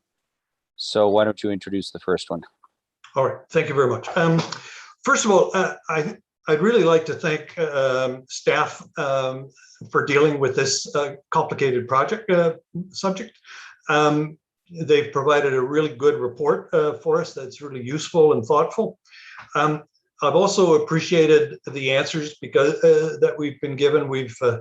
I know there's been lots of discussion back and forth as a result of the report, and I really appreciated those answers. I think too, from what I've seen, I really like the site plan proposal that they've put forward. I think it goes a long ways to helping us deal with these things. And I think as well that the public notices that are going to be posted, I think are also very, very helpful. I have certainly some concerns about all of these things. And I put that forward. I think that one of the concerns really is that, you know, what's the impact on our community, not only in terms of physical impact, but also financial, for example. You know, is the assessment really going up ×3 on these places? Because we are going to get 3 times as much garbage. We're going to get 3 times as much road wear on our roads, and we're going to get 3 times as much demand on our parks and a whole lot of other services. So I'm concerned that these are going to be not a drain on our taxpayers. And the second piece of that is that, are they really affordable? I know that the title says it's affordable, but I think the history shows that these units don't come in at the affordable range. I have heard that there's $1,700 to $2,500 a month on these, and that to me does not hit the affordable target. However, I think my principal concern is with the zoning piece that is before us, and how to tweak this so that it fits better into where we want to head. And the first one is that the minimum rear yard be set at 7 meters. The current, as it stands, is 1.2 meters. The staff are proposing that it be 3 meters. But if you look at our zoning bylaw, in all our residential zones, the rear yard is 7 meters. And the curious thing would be that if I put an addition on my house, I could build it all the way until I got to 7 meters from my back fence. And that's what the bylaw would permit. But if we pass it as it stands now, I could build a separate building 3 meters from my back fence. And my neighbors have all bought their houses with the expectation that it would be at least 7 meters from any of their backyards. So for consistency purposes, I think it would be much better to stay at the 7 meters that we have throughout the city. And it seems to me that that would alleviate a considerable amount of concern from residents with respect to intrusion of privacy and that kind of thing. Backyards are private spaces, and this gives a bit of protection to them. At the same time, it also gives a backyard for these accessory dwellings. Why should they only have 3 meters when everybody else has 7? So that's the thinking behind the first one. And Mr. Mayor, since you want to take them one at a time, which is fine with me, I'll put that one on the floor. Okay, thanks, Councillor Rittma. Ms. Swan. Nope, you're on mute, Cheryl. Sorry, I did it too. My apologies. If it's possible, would Councillor Rittma be able to, excuse me, provide just the appendix number or page number for the committee to make sure that they're aware of the amendments? Would that be helpful for if that would be helpful for the committee? So you're asking for the location where the specific provision is within the draft bylaw? If there's some specifics, if we're talking about just the Appendix A, I believe, just for clarification. Yeah, I believe Councillor Rittma with most of these is proposing to amend provisions that are in the draft bylaw, which members of council is Appendix A to the staff report. Councillor Rittma, am I correct about that? Yes, that's correct. Okay, and no, it's a fair point, Ms. Swan, because the council motion, of course, isn't the entire bylaw. It just references the bylaw. So I'm not sure how we do that in terms of amending the motion. I know it's been written as that item 1 be amended by adding the following, and that would be to revise the draft bylaw. But I think the purpose of the amendment is clear. And hopefully members of council, members of planning committee are all clear on what's being proposed, change to the proposed reduced rear yard setback that would apply to accessory dwellings. Okay, on that issue, Councilor Morales, go ahead. And we're just dealing with the 7 meter rear yard setback, to be clear, planning committee, go ahead. Okay, thank you, Mayor Lehman. Lots to unpack here, but I'll try to focus my comments and questions based on how it applies to the 7 meters. So yeah, we're just going to deal with the 7 for now. Yeah, go ahead. So the comments were made that if there's an expectation of a 7 meter minimum setback through zoning for residential properties, why aren't we being consistent with accessory dwelling units? Fair argument. I guess my comments to that is they're just apples and oranges. They're different. They're different buildings. They're different structures. Some are standalone addresses that are obviously residential properties, and these are meant to be an accessory. So as such, I don't believe that a consistent approach should be even considered. In addition to that, members of council that have been around the horseshoe for about 3 years will see that we get a lot of applications where that 7 meters is requested as a reduction. It's not written in stone per se. It is something that the private market has shown us that sometimes they ask for that to be reduced and sometimes they don't. Just the way applications sometimes ask for less parking, a parking variance, sometimes they don't. Sometimes they say, hey, we're providing extra parking. So I just wanted to provide that context so members can consider as they decide, because a 7 meter, written in stone is not, the private market has shown us that for main dwellings, they often and sometimes, whatever word you want to use, ask for variance. And in addition to that, I just don't think we should be treating them consistently from main to not main. I also did an exercise, and this speaks to the 7 meters. If the minimum rear yard setback is increased from the 3 proposed meters to the 7 meters, it really affects the viability of this project. I wish I could ask staff for them to just plug in 7 meters into the map that they showed us at the presentation in June, and then show us what properties are now viable and not. But I know it's not that easy. I know that's a complex exercise. It'd be great if we had that kind of that technology, but it would really limit the possibilities. So I don't want us to essentially, no one's banning accessory dwelling units. Someone's proposing, at least at the moment, but banning them through policy is the very real thing. If you make the policy so restrictive that that people aren't able to do them at the level that we need to, then that needs to be considered. And I think the 7 meter is problematic. Members of council, something else I did here is I pulled up a mortgage rate calculator in terms of, because I know their affordability was brought up, and that affects the 7 meters because they're just not viable if 7 meters for a lot of sites if they come forward. If you plug in homes that were worth $200,000 as the purchase price, so with a 20% down payment, $200,000 at 4% interest rate, I chose a slightly higher one at 25 years.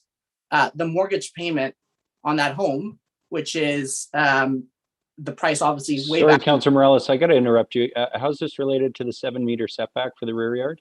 The mover of the amendment said that the accessory dwelling units aren't necessarily affordable or might not have the intent. So I'm trying to provide context as to the fact that a mortgage payment of homes that might have the land for this back in the day was $842. So providing context about how the climate has changed and therefore our setbacks need to change as well to allow this.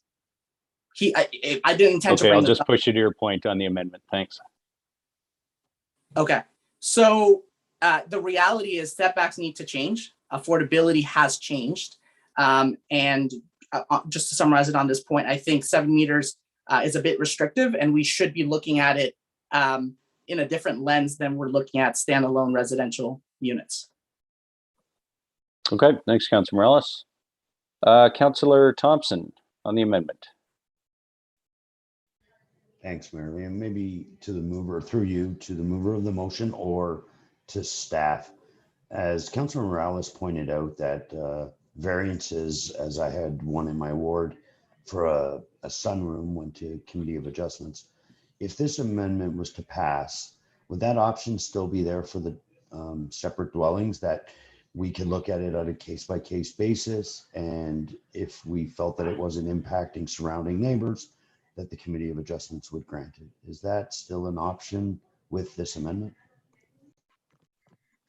Through you, Mayor Lehman, to Councillor Thompson, minor variances to any of these standards would still be an option, yes. Perfect. For that reason, I think this is a great direction, just to give us some checks and balances, and I'll be supportive of it. Thanks. Thanks, Councilor Thompson. Councilor Harvey. Thank you, Your Worship. I too will support this. I don't know if 7 is the magic number, but Councillor Rietma's rationale definitely makes sense and puts everything on an equal playing field. And actually, it was a great question that Councillor Thompson just had to clarify about the committee adjustments. Whether it's 3 or whether it's 7, I'm not 100% sure, but I will be quite honest with you. I have to look at this from a resident's perspective. If I lived adjacent to one of these detached accessory dwelling units. I personally do think 3 meters is a little bit close and could have a significant negative impact on the neighboring properties and the enjoyment of their property. So I will support this amendment. Thanks, Councillor Harvey. Any other comments? Councillor Jim Harris. Yeah, I'll be very quick. I'm also supportive. I had the same question of clarity regarding process allowable for variance as Councillor Thompson. So thank you, Councillor Reedman. I support this amendment. Thanks, Councillor Harris. Any other comments on the 7 meters? Ms. Banfield, just to clarify, this applies only to accessory dwelling units, not accessory buildings like garden sheds, correct? Correct, Mayor Lehman. Okay. And just briefly, I'm going to support this as well. We will have this discussion around several different provisions, I imagine, where the concern is that we have been too permissive with changes, and there have been egregious examples of builders taking advantage of the minimized setbacks, building right to the lot line, excavating to the lot line, and really building accessory buildings that fundamentally change the character of neighborhoods rather than integrating well with them. I think Councillor Riepma's amendment recognizes that that is 20 feet, 7 meters, 21 feet, which is, not an enormous distance given it was a 3 meter setback previously that is proposed by staff. But more importantly, I think we have to balance things like preserving the character of the areas through setbacks with trying to be more permissive to support affordable housing developments. The other thing to keep in perspective when we look at the big picture here is, let's remember, first of all, we're doing some of these changes because the buildings that we're getting built are not affordable. And by creating reducing the setback, we're only allowing larger accessory dwellings. Is there the chance that some affordable accessory dwellings will now not be viable because the lots are, the setbacks are too great? That's possible, but the property owners do have the ability to come to the Committee of Adjustment to get a variance. I think this is a good regular standard to stop the kind of overbuilding that has caused such an issue in a number of our neighborhoods. And when I step back and we take the big picture on this one, these kinds of detached accessory dwellings are not going to be the solution to the scale of the affordable housing crisis in Barrie. It's purpose-built rentals. It is those apartment buildings in appropriate areas of the city, and not everywhere is appropriate, but that creates hundreds of units. What this creates is single-digit number of units, and the problem is many of them aren't affordable because we have been a little too permissive, in my opinion, with the zoning. So I'm going to support the amendment, and that will save me saying that again for future similar provisions where I imagine we're going to continue this discussion. So I'll call the question on the amendment. Those in favor of the 7 meter setback amendment? Councillor Riepma, you said request to speak, but I'm darn sure you're in support of this one. Yeah. Okay, that amendment carries. Go ahead, Councillor Riepma. I know you've got a few.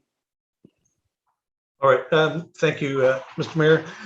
The second piece of the amendment is that the separation distance between accessory dwellings be 300 meters. There is no discussion in the staff report about how many of these units a neighborhood can accept. And what this proposal tries to do is to try to reduce the overall impact of these units on neighborhoods. Just remember that if the bylaw is passed as it is currently written, then a developer could pick up every house on the street and put an accessory building in the backyard of every one of them. And I think that is something that at this point we do not want. In other words, it seems to me that we really need to test drive this thing for a while. We have these kind of separation distances for BLRs, and we have them for tattoo parlors and a number of other uses as well. And you'll probably recall that a couple of weeks ago, we were talking about reducing those kinds of setback requirements or having another look at them as far as tattoo parlors and some of the other uses are concerned. And it seems to me that at this point, rather than saying to our residents, and I think it probably affects Ward 1 and Ward 8 to the most, and maybe not so much some of the other ones, but to say that you could put one of these behind every house on every street in the ward, that seems to be a permission that we really don't want to give at this time. I have suggested here that we, for the first round anyway, that we start at 300 meters. If over time we say, you know, these are working pretty well, and we've learned our lessons, we've learned how to integrate these better, so we can reduce that number down to 200 or 100 or whatever number would work in the future. I think that's a reasonable approach to it. And I think what it does is it just gives us the opportunity to test drive this bylaw, and if it works, and the same as in tattoo parlors, for example, I mean, those uses have changed dramatically over the last 10 years. So that, you know, there's certainly some thinking that we don't need that kind of separation. And if we, in this case, are able to do the same thing, then, you know, maybe in a year or 2 or 3 or 4, we'll come back and revisit it. So, but I think from an initial perspective, that's my recommendation here. Thank you. Okay, so just to be clear on the amendment, because this one is a little bit different, I think, than the other ones. You're proposing a minimum separation distance, Councillor Rietma, be introduced that would limit the density of at least accessory dwelling units in a neighborhood. Is that the intent? That's exactly the intent. Yes, it is exactly the same as we do for BLRs, or as we have in our zoning bylaw for tattoo parlors and some other uses as well. Okay, so just because it's not written out, I'm not sure where it would go into the zoning bylaw. Had you considered that? I have not in detail, because I don't think I should be the planner on this one. But there is no separation distance given in the bylaw. So yeah, okay, wherever staff think it'll fit, that's where I would put it. Sure, I'll just go to Ms. Banfield, maybe to comment on how that could be included in the amendments to the zoning bylaw, should Planning Committee support the amendment. Go ahead, Ms. Banfield. Through you, Mayor Lehman, thank you for the question. Staff do not believe a separation distance is an appropriate zoning. It does not belong in the zoning bylaw at all.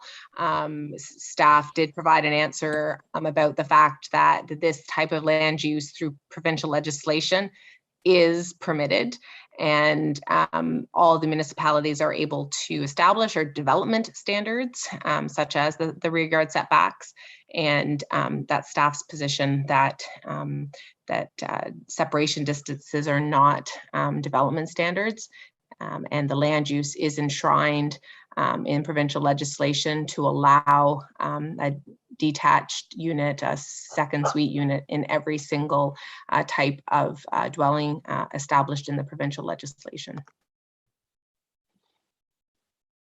Okay, Councillor, it sounds like there may be some at least constraints from a staff point of view in terms of doing this in the bylaw. So I'm not sure if you wish to change your amendment, or I think we would need to treat this as a standalone until there's some better understanding of how that would actually be included and not contrary to provincial legislation.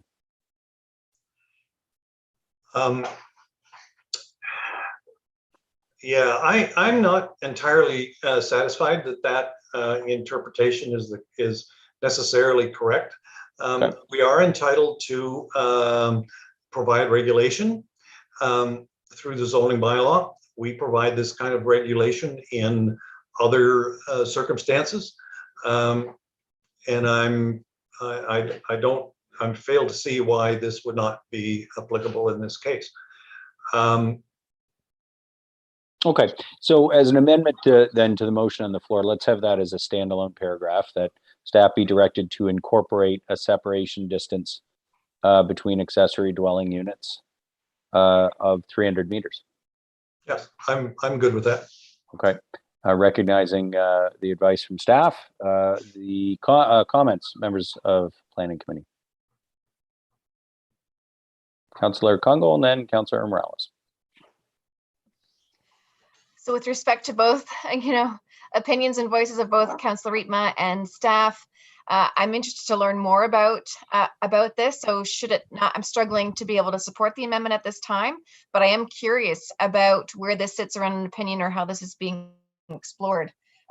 So if it does fail to pass as an amendment around the separation distance, I would be interested to see about how we continue the conversation about where this fits, and coming back to Councillor Rietma's comment about not being satisfied with it, how can this be explored, and what's our window to add it if not here tonight? So I guess to staff, how could this information come back, and what's the opportunity to revisit this if it doesn't pass tonight in a future meeting? Okay, so yeah, this is one of the reasons why we need the full wording of an amendment. So if the specific amendment to the motion that's on the floor is to direct staff to include it, which I think I was trying to interpret what I received by email, then that's what we're talking about. Councillor Kungl, I guess you're asking if we don't direct staff to include it, could we ask them to give us some information on it? If the amendment doesn't pass, sure, we could do that. Does that make sense? Yes, it does. Thank you. Sure. Okay. So on the amendment, Councillor Morales. Thank you, Mayor Lehman. I had a question for the mover of the amendment. What's Councillor Rietma, what's the rationale for using policy minimum setback policy that we use on establishments such as payday loans, using more or less the same idea of policy, minimum setbacks, to essentially people's place of living?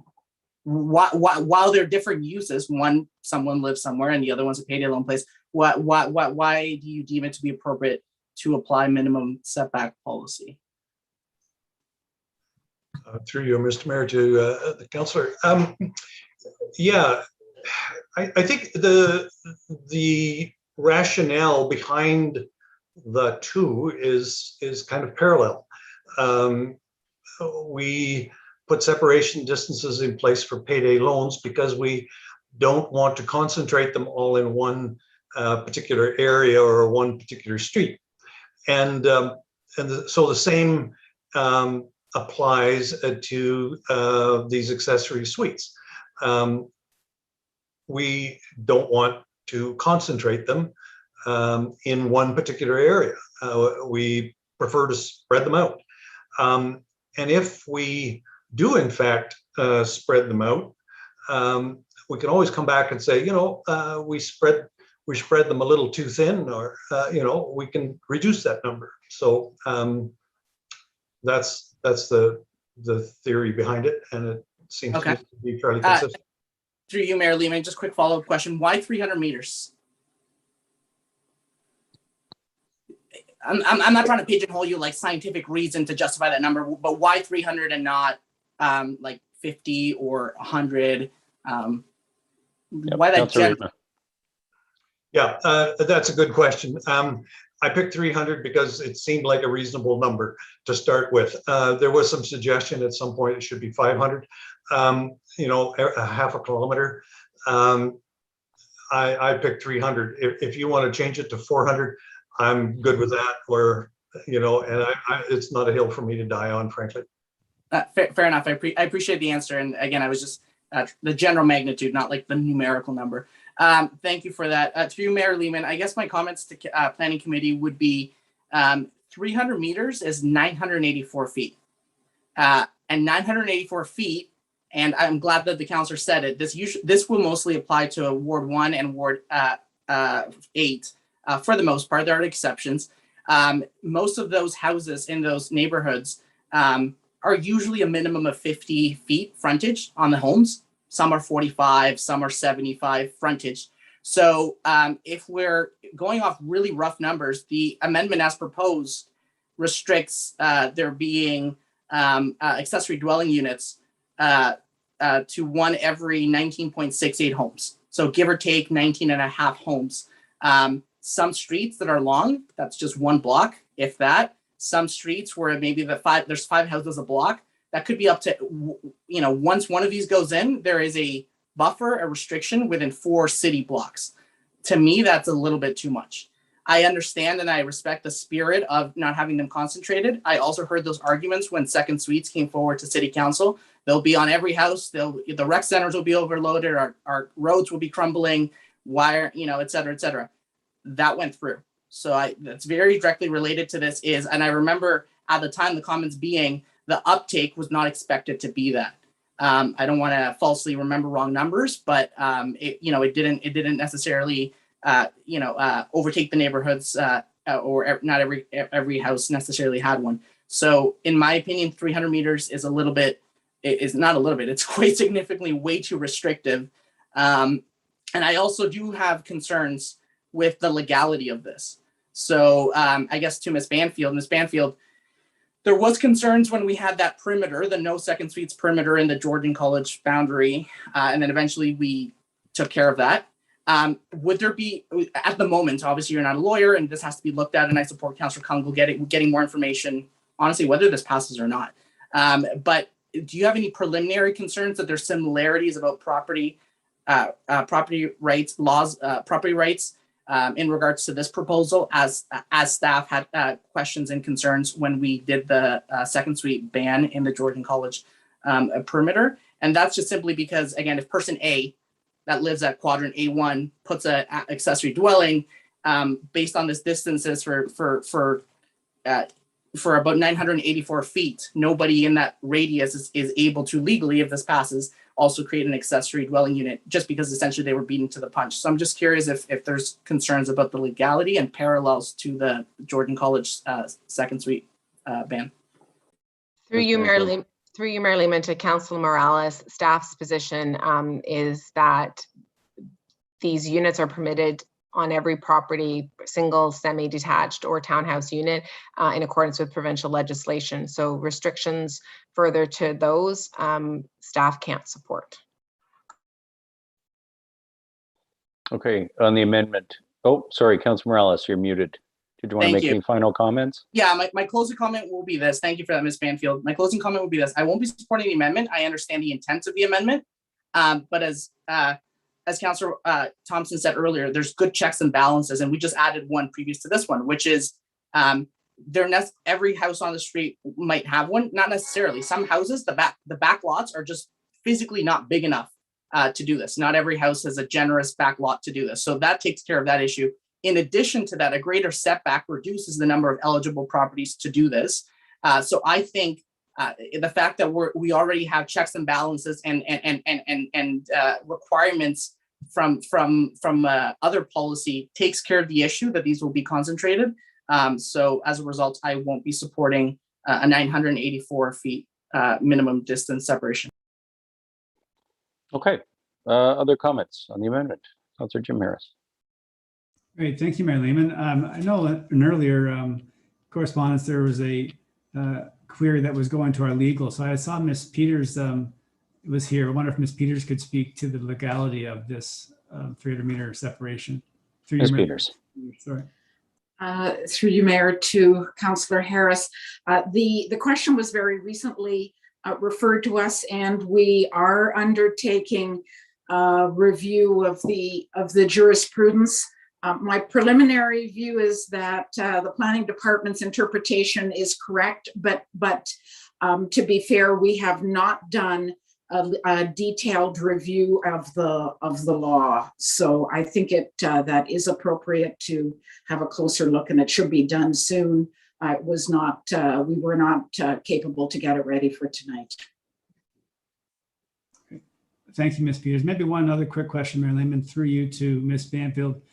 Just curious, Ms. Banfield, if in the review of these important items, have other communities been reviewed, and have you noted a separation existing anywhere else in that review?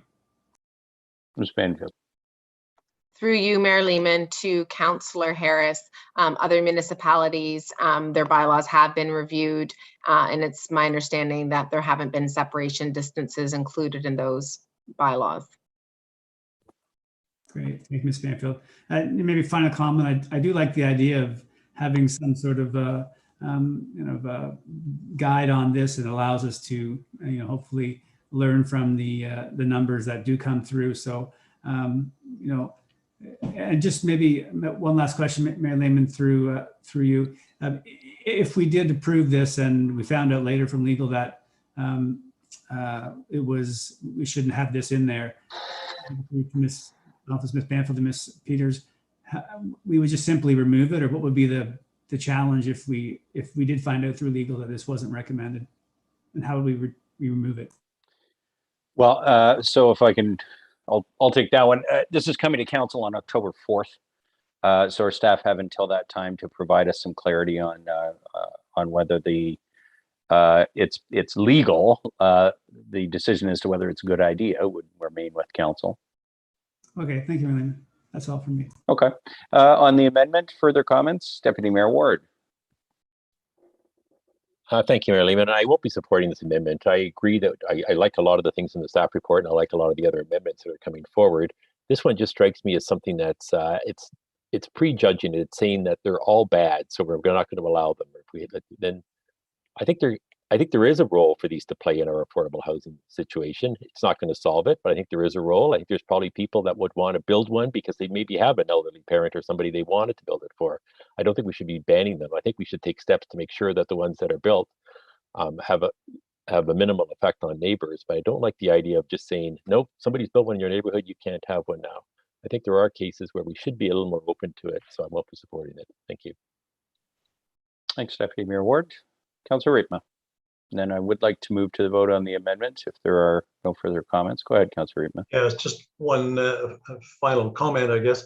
I appreciate staff's concern. I certainly don't think that we ought to be passing something that's not legal. I would ask that we pass this tonight. And like you say, Mr. Mayor, staff have until October 4th to give us some thoughts on the legalities of it. And the other part of it would be, if there are better ways to do it in their view, let's hear it. And because I do hear around the table that there's the question really is of how many of these in a neighborhood is saturation, and how do we control the overall numbers of them. And this may be a bit of a blunt instrument, but if maybe staff can give us a thought on that by council, that would be very helpful, I think. Thanks, Councillor Riepma. Last quick comment, Councillor Thompson. Mayor Lehman, maybe just to move this forward quicker, I think that there's some uneasy through council just by some of the questions. Maybe if Councillor Riepma would remove this and wait for direction, and then it could be moved as an amendment on October 4th with all the information in hand, instead of putting it in to take it out with waiting on some legal and how we could implement it. Councillor Riepma.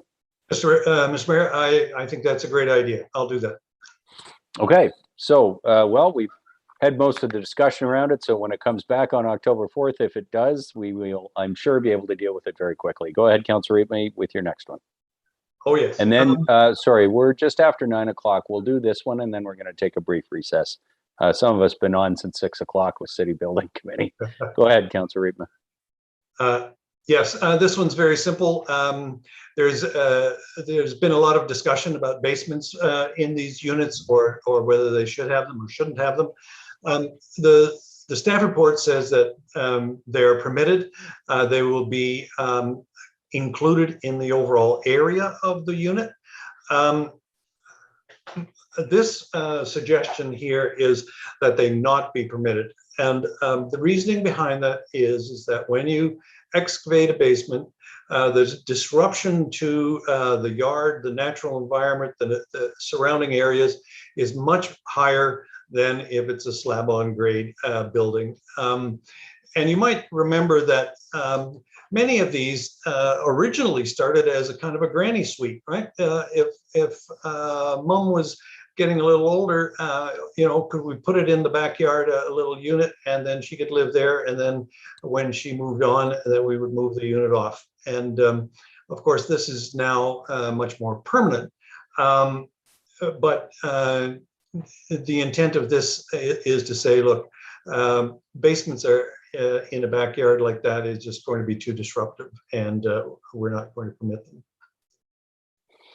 Okay, so the amendment is to change the provision in the draft bylaw or propose changes to the bylaw that would allow basements as part of these accessory dwelling units, or allow that to continue.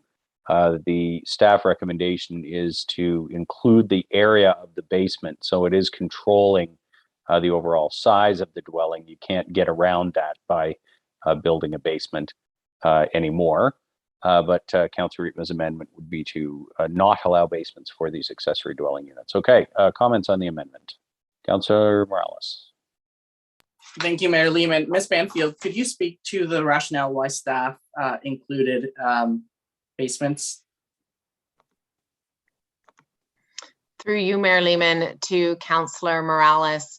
Staff initially had proposed not to include basements, and there was some of the feedback that we heard at the public meeting was that that was something they wanted, the community wanted us to look at again. And so we did, and included, as Councillor Riepma said, included the basement in the floor area, the total floor area. So whatever would be totally permitted, and if they did have a basement, it would be split between the basement and the first story.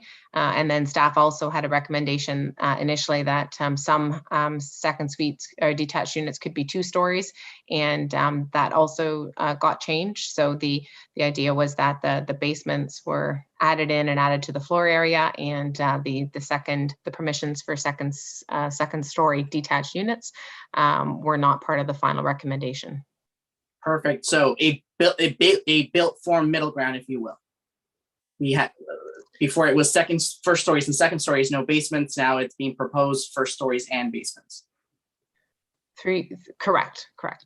Yeah, perfect. Thank you, Ms. Banfield. So the reason I was asking those questions, members of council, is I think it's important to know where we were, and obviously like where we would go if this amendment was accepted. As it stands, people can do first stories and second stories.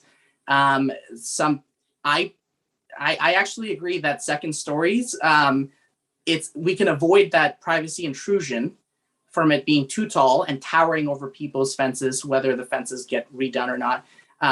That's to me, that's a reasonable compromise to hold it at 1 story. But I think the compromise in order to get that floor off and still allow these units to have decent livable size is to then go subterranean, which is essentially a basement. If we allow them to be done this way, they'll be done to code, they'll be done safely with proper parameters. I know there had been some concern expressed that if you don't allow them and some people try to do them after the fact, might get a little bit problematic. So I think it's a good compromise between first stories and second stories, going to first stories and basements. I personally feel that we'd be going too far one way if we went from first stories and second stories to no second story and no basements, because we still want to make these livable, dignified spaces and not just kind of limited in scope and in terms of how they can impact our rental market. That said, I do like Councillor Rima's point about minimizing the impact to roots and trees in the radius. I really like that point. Obviously, slab on grade, you're not really doing as much damage to trees that have been there for quite a while. So I think I'll start with the question to Ms. Banfield, and maybe I'll end up asking Councillor Rietma for some feedback here. But Ms. Banfield, refresh my memory here. What is the current setback, side yard setbacks for buildings, for accessory dwelling units? So obviously now as amended, it's 7 for the rear. Could you just clarify? Side yard setback, Ms. Banfield. Existing, through you, Mayor Lehman, to Council Morales, I believe it's 0.6 meters. 0.6 meters for the side to side yard? Correct. Okay, so thank you for that. Councillor Rietma, I personally, obviously speaking on behalf of myself, I personally wouldn't support restricting basements when we're already restricting second floor. Well, we got the feedback, please no second stories, and that's what's presented with staff. However, do you think your amendment on a friendly could say, if basements are requested, that the setbacks, the side yard setbacks increase from the distance that Ms. Banfield just mentioned to a higher one, which actually might be 3 meters. So essentially, if you don't do if you just do slab on grade, you can do it at the existing setbacks, which are minimal. But if you're gonna do basement, you now have greater setbacks, and that achieves your objective of preserving and minimizing the impact on perimeter trees. Okay. Actually, just to clarify, Councilor Morales, the bylaw that is before us tonight has a side yard setbacks of 3 meters. And I think that the experience is in where these basements have been dug. They may or may not have been, I don't know what the setbacks were in those specific cases, but that they have been very disruptive to the environment and to the neighboring trees. Because don't forget, when you're digging a basement, it's not, the setback may be 3 meters, but you have to have a working space around that, and you have to have slopes and all of that. So most of those 3 meters are going to be opened up and excavated and then backfilled again. And that's where all the issues start to happen. And of course, the other part of it is that you end up with a lot of fill coming out of the hole that gets piled around or has to get trucked offsite. I appreciate the feedback to you, Mayor Lehman, as a follow-up. My apologies on the not knowing the 3 meters. That's why I was getting clarity through Ms. Banfield, and I appreciate Ms. Swan earlier wanting to kind of connect them. Obviously, we're on our devices, and it's a long report. So if it is 3 meters, Councilor Rima, would you consider maybe doing similar to kind of what you did on section 1, and which saw council support, increasing that 3 meters for ones that want basement, essentially want a basement, increasing it from 3 meters to say 5 meters or 6 meters. Again, it's providing that extra protection. Basically, if you're going to do slab on grade, come on it. If you're going to do basements, you have to meet a higher threshold of buffering to acknowledge the fact that a basement will require digging, will impact root systems from trees, etc. And then we can kind of have essentially those two roads in the fork in the road. Is that something that you would consider? Because I know the intent you're trying to do, and I really like it. I'm struggling doing a ban on the basement ones that are going to be designed to code safely and properly if we're already kind of abandoning the idea of doing second story. So I'm going to just step in here for a second, and I am going to call a recess. I'm going to urge the two of you to chat about whether you want a friendly amendment or not. I think with great respect, though, we're officially into the weeds here, and the weeds are the roots of the neighboring trees. And I guess my concern is members of Planning Committee trying to come up with a zoning provision on the floor of Planning Committee. This is the sort of thing you should be asking your expert planners to take care of. If the concern is roots of trees from neighboring properties, which I actually think is a real concern. You can do a lot of damage to a tree that's just on the other side of your neighbor's fence. And we've had some pretty rough examples of that happen with our existing provisions. So I don't think the problem doesn't exist. I just don't think the right way to solve it is for us to try and come up with a number or a zoning provision on the floor of planning committee. That's our staff's job. So I'm just going to urge both of you during the break to maybe chat about direction that you could give back to staff to come up with, a revised provision to protect trees if that's the interest. And then we'll go ahead with Councillor Riepma's amendment on the issue of basements because we're only with the first member of planning committee's proposed amendments, and there are a number of other issues that I know you want to talk about. That being said, some of us been on for 3+ hours, so I'm going to take a 10-minute recess. Please turn your cameras back on and return to the meeting. I'll call it back to order at 9:22. Thank you very much.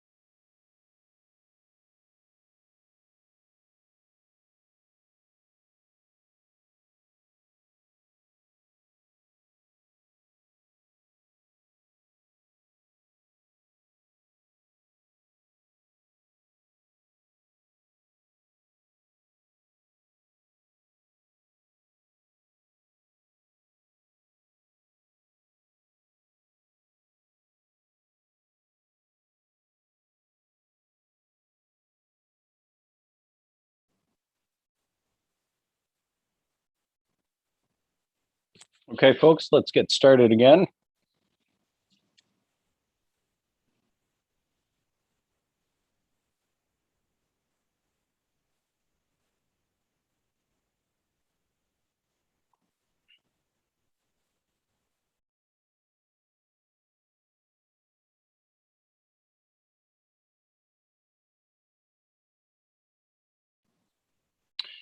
Okay, I will call the Planning Committee meeting back to order.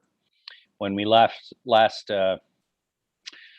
our heroes, we had an amendment on the floor to remove the permission to build basements, and we're in the midst of discussion around the setbacks for basements. And I will apologize. I'm not sure whether Councillor Morales or Councillor Riepma had the floor, but we were in the midst of that discussion. I don't know, Councillor Morales, Councillor Riepma, if you've had an opportunity to discuss the amendment. Go ahead, Councillor Morales. Thank you, Mayor Lehman. We did have a chance to discuss the amendment, and we're going to go to the Governor General to ask. I'm kidding. There we go. Okay. So I'm going to move an amendment. We did take the full time to discuss it. It was a really great discussion. So thank you, Councillor Riepma, for that. I'm going to move an amendment, and I might need some help with wordsmithing here, Ms. Banfield. The amendment reads that a basement component be permissible as long as staff feel that it meets the policies, restrictions, spirit set out by our future tree bylaw. So I'm trying to get here, future, right? I'm tying this policy to non-existent policy. So Ms. Banfield, I'm trying to protect the trees here. And I'm trying to make sure that these units are dignified, livable, have proper square footage, since we're already essentially potentially nixing second stories to accessory dwelling units.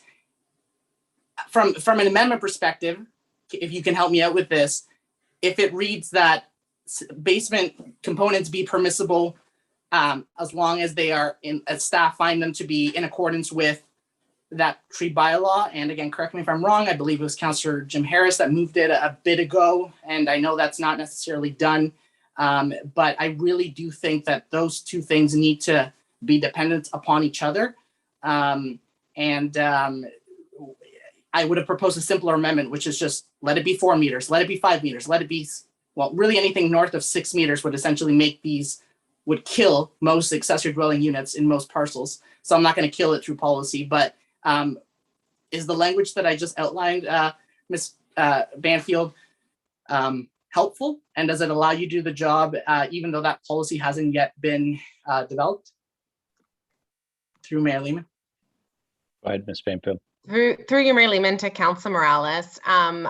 I would draw your attention to the requirement that staff's proposing for a scoped site plan review that would, and that actually, that any sort of plan submitted with that would look at the properties within 6 meters of the property boundary.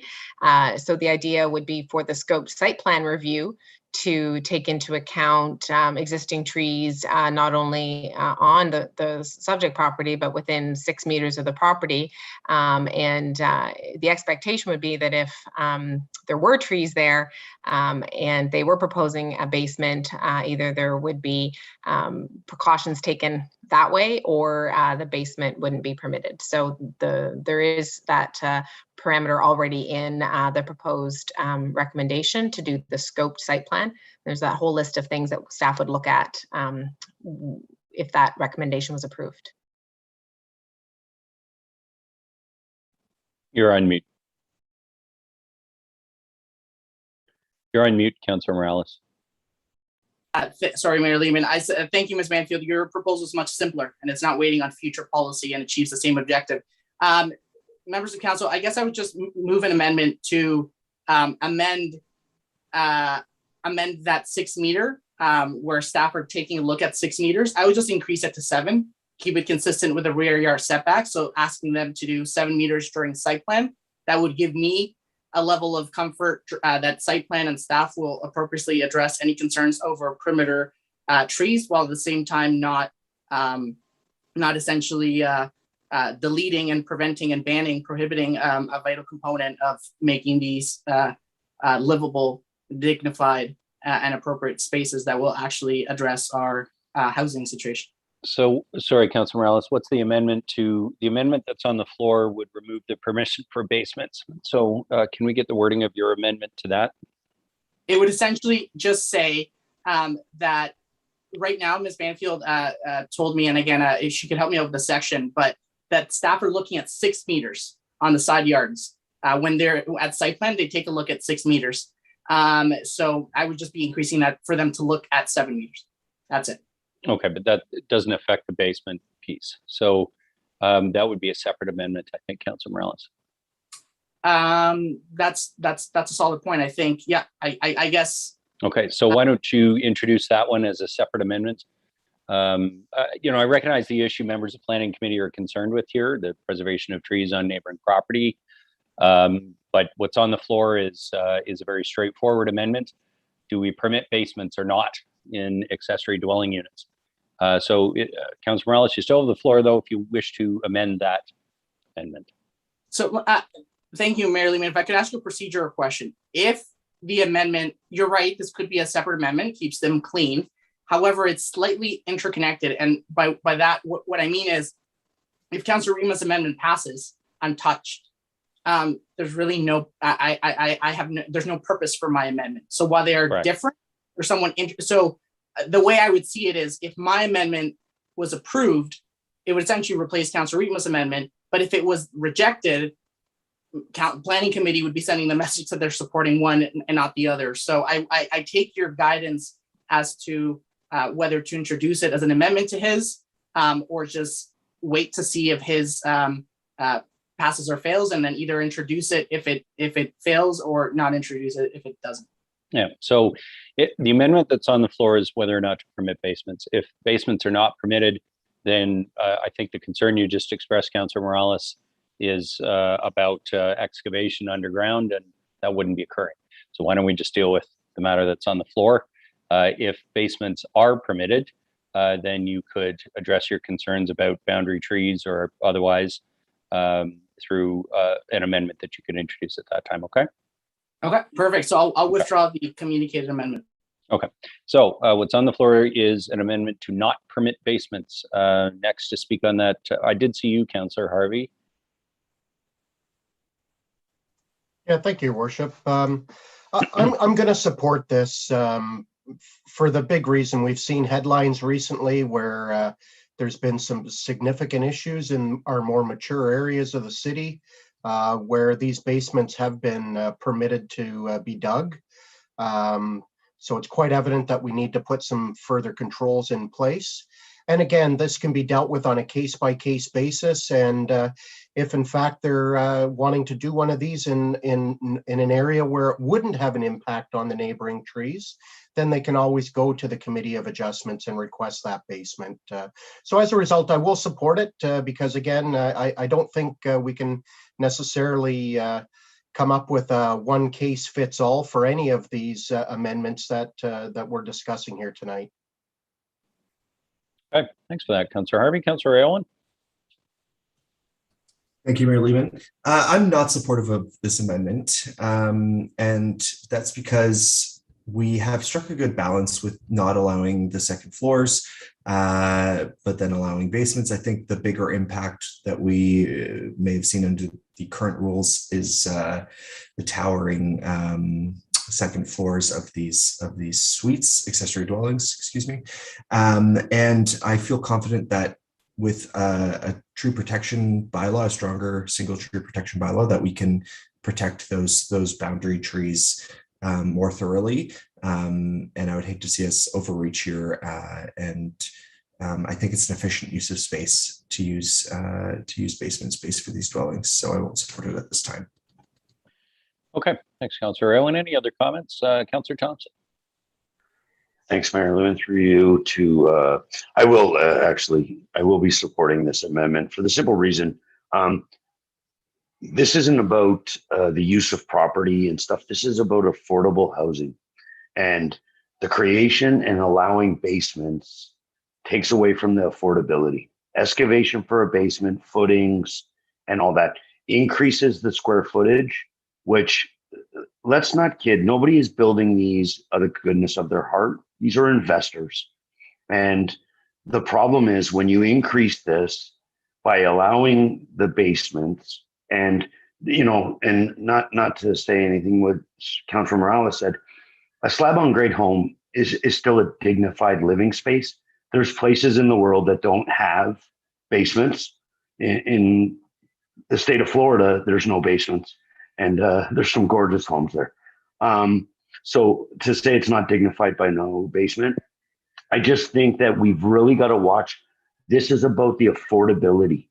And by allowing basements, it increases the cost. Basements are very expensive with footings, excavation, removal of things. So I will be supporting this because I hope that we're targeting the affordability side of this. Okay, thanks, Councillor Thompson. Councillor Jim Harris. Yeah, thank you, Mayor Lehman. And yeah, I was having similar thoughts around affordability. I'm thinking we're sometimes in the debate of what makes them palatable, what makes them profitable, but what makes them affordable. And so thank you, Councillor Thompson, for the reminder about the affordability of excavation and basements and how that impacts cost. I'd also say, yes, I did put forward the tree bylaw review because I think it's important. So, and this certainly would go a long way to helping preserve trees as we've experienced it with excavations in Ward 8. So I will be supporting this amendment. Thank you. Thank you, Councillor Jim Harris. Councillor Morales, I'll let you speak once more on the amendment. We have had a thorough discussion. I'm going to call the question soon. Go ahead. Thank you, Mayor Lehman. Just a quick follow-up to Councillor Thompson's point. If people out there want to just do slab on grade, they are welcome to. So if there are members of council that want to vote yes to banning them, nothing is preventing the market people, proponents, from just doing slab on grade. They're not being forced, and they can meet that need in the market. What I meant about dignified was the more square footage you provide these already humble units, just the better it is for livability. That's what I meant. So when you have more square footage, it just makes it nicer to live. The other point is the concern that if we allowed basement components to these accessory dwelling units, somehow they would be less affordable. I can appreciate that comment from the demand perspective, but put yourself from the supply perspective. Put yourself from the person building these units. If their soft costs, just the soft cost, their soft costs and construction costs are X plus Y variables, and they can. So let's just say the total it's $40,000. I'm picking that number arbitrarily. If all in, it's going to cost them $40,000, and now they're going to get just the first floor unit. They're going to get a certain rent.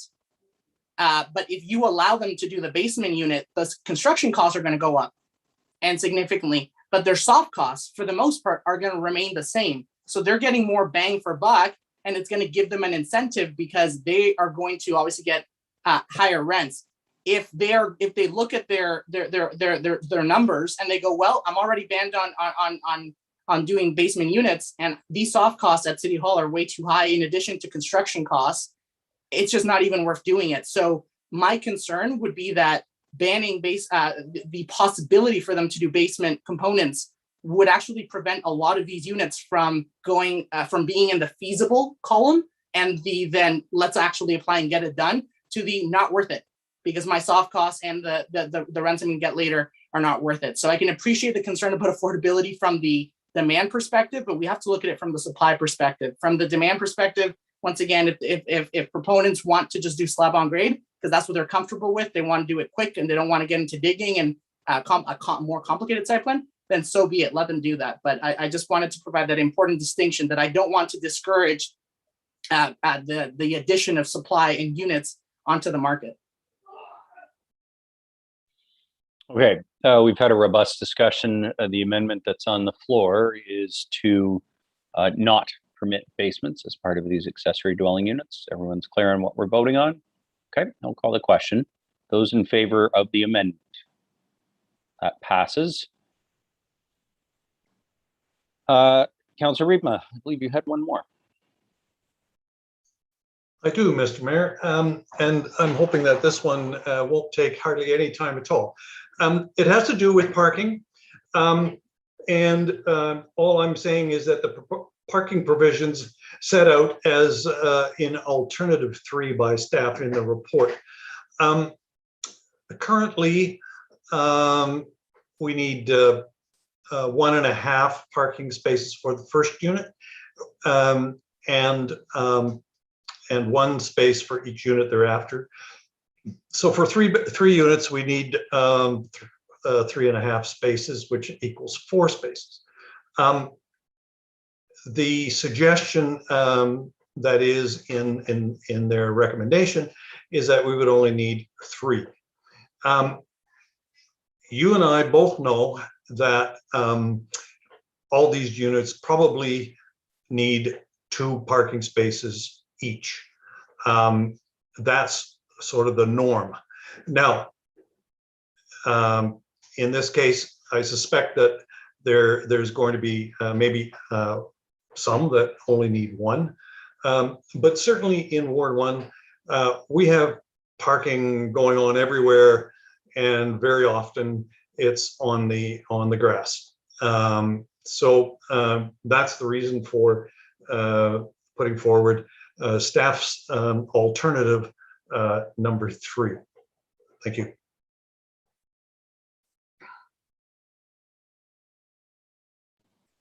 Okay, thank you. Councillor Reitman has put basically alternative 3 on the floor with regards to parking standards. Comments, Councillor Round. Thank you, Mayor Lehman. I just had a general question about the bylaw, because currently we have highly permissive rules in place, and we are getting applications under those rules. I'm just want to check in with staff that we feel confident that we can present a completed bylaw for October 4th and have that take effect immediately. I would hate to see a situation where we end up with these very permissive rules for a longer period of time and it ends up backfiring on us. So I just want to double check with staff to make sure that we feel confident that with all these changes, we can still present that full bylaw in time for that October 4th meeting. Fair question I was going to ask whenever we get done with this, but let's ask it now, Ms. Banfield. Through you, Mayor Lehman, to Councillor Aylwin, staff's intention was always to bring the bylaw on the same night as council considered this, which is different than we often do. And we know that there will be deputations. So these amendments, staff are going to be able to incorporate into the proposed bylaw for that October 4th agenda. So we'll be able to do that then. Perfect. Thank you. And I do want to speak to this item briefly. I'm not supportive of this. I think building healthy communities means encouraging active transportation. I think there are ways of mitigating concerns around parking with these units, but that being overly permissive with parking spaces is not how we build healthy and active communities. Okay, thanks, Councillor Aylwin. On the amendment, Councillor Kunkel. Thank you, Your Worship. On the amendment, I'm not supporting it this time. I am looking at that alternative number 3 on page 14. If those don't have it in front of me, and just looking at the rationale for staff around, well, the alternative is available, the rationale for why it's not being recommended for a couple of context pieces. And I guess my other concern would be if we start creating more permissions for parking, are we going to start seeing the ability for individuals to start converting their front lawns into more paved parking lots? And so I'm content at this time to keep the parking recommendation as per staff's, and then look at that as an amendment in the future or a reconsideration, but to try and take a different approach around parking in time, but not through this, the bylaw yet. Okay, thanks, Councillor Kunkel. Any other comments on the proposed amendment? Councillor Harvey. Yeah, just a question to staff, and actually Ms. Banfield and I had this conversation not that long ago, but it's probably best that it come from her opposed to me. If you can provide some clarity to council on the parking provisions when it comes to people widening their driveway and the percentages of the parcel of land that is allowed to be covered. Through you, Mayor Lehman, to Councillor Harvey, the parking requirement is either 50% of your of the frontage, 50% of the frontage can be parking, or 60% in some of those zones that are a little bit smaller. So some of those townhouse zones can have 60% of their front yard as parking. Great, thank you. I will support this amendment because I think all too often we've heard residents coming forward talking about the issues that already exist in some areas of this city, where even with just a second suite, there's just not enough parking because there's too many people jammed in these houses, and then they add a second suite. And now if we're looking at an accessory dwelling in the backyard, that even puts more strain on it. Eventually we'll be a walkable community, but the reality of it is we're not there yet. So we have to deal with what we're at now. And the reality of it is most people are still very reliant on vehicles. I know even in my ward, I've got some homes in my area that I'm not sure if they're renting out or not, but we've got people parking on their front lawns, right up on the grass, or have widened interlock up through the walkways, and next thing you know, a vehicle's parking up there, which is not allowed. So we need to have some good provisions in place. And I think too, staff will do a great job at looking to see what the place looks like already prior to considering the parking when it comes to these accessory dwellings. Because if there's already a parking issue there, I would hope that we would not see an accessory dwelling in the backyard. So I will support this as I think this is good direction, especially too as this is in its infancy. I think having some more measures in place, and then maybe in a couple of years after this has played itself out a little bit, maybe we can readdress some of the provisions that we've been adding this evening. Okay, thanks, Councillor Harvey. Anyone else wish to comment on the proposed amendment? Councillor Jim Harris. Thank you, Mayor Lehman. I completely understand the interest in this, and I appreciate Councillor Harvey's point. My one concern relates to the goal of having affordable housing. And in my experience in advocating for supportive and affordable housing, quite often people don't have cars. Some don't have licenses. So my one caveat would be, is there a way, and I don't know if who this is a question for, but if a developer, a builder, an investor was actually able to make a unit that was affordable, could the parking restriction be, you wouldn't need one for that unit? I mean, that's, that's my one caution on this, because if they're truly affordable, the individuals may not have a car.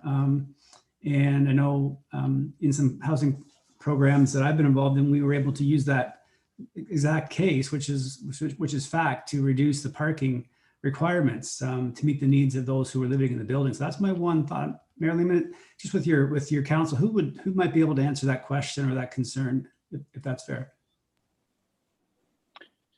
Well, let's start with Ms. Banfield. Through you, Mayor Lehman, to Councillor Harris.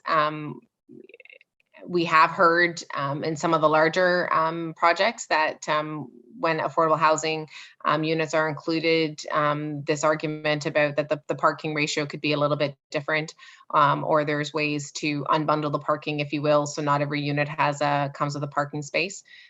It is a bit different in these to apply to the smaller scale, but certainly, what you're saying is similar to what's been expressed to staff at different times through different service providers.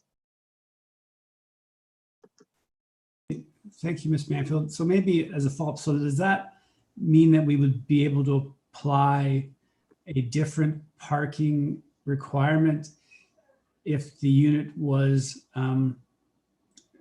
proven to be affordable or supportive? Through you, Mayor Lehman, to Councillor Jim Harris, we do not have a parking standard rate that is different for an affordable unit. that's applied across the city. We have done it on site-specific basis supported by traffic and parking studies, but we don't have a standard right this moment. Thank you, Ms. Banfield. I appreciate your counsel on that. Thank you, Marlene. That's all. Okay. Councillor Emo, we'll give you the last comment, then I'd like to call a question on this amendment. Go ahead. All right. Just following up on Councillor Harris's comments, I think that it would be wonderful if they were in fact affordable. I think the numbers say very clearly that none of these, or almost none of these units, have been affordable up to this point. My thinking on this is that if we pass this amendment, then if someone, and I would love to be able to be in position to enter into an agreement that says it will be affordable, and I would reduce the parking accordingly. It seems to me that that might be something for the Committee of Adjustment. If somebody would say, yes, I would like to have a parking space or two fewer because my units are going to be affordable, and here's how I can demonstrate that in the long run. I think that'd be perfect to go to a Committee of Adjustment with. But failing that, I think that we should set our standard so that it is somewhat appropriate to what we're expecting here.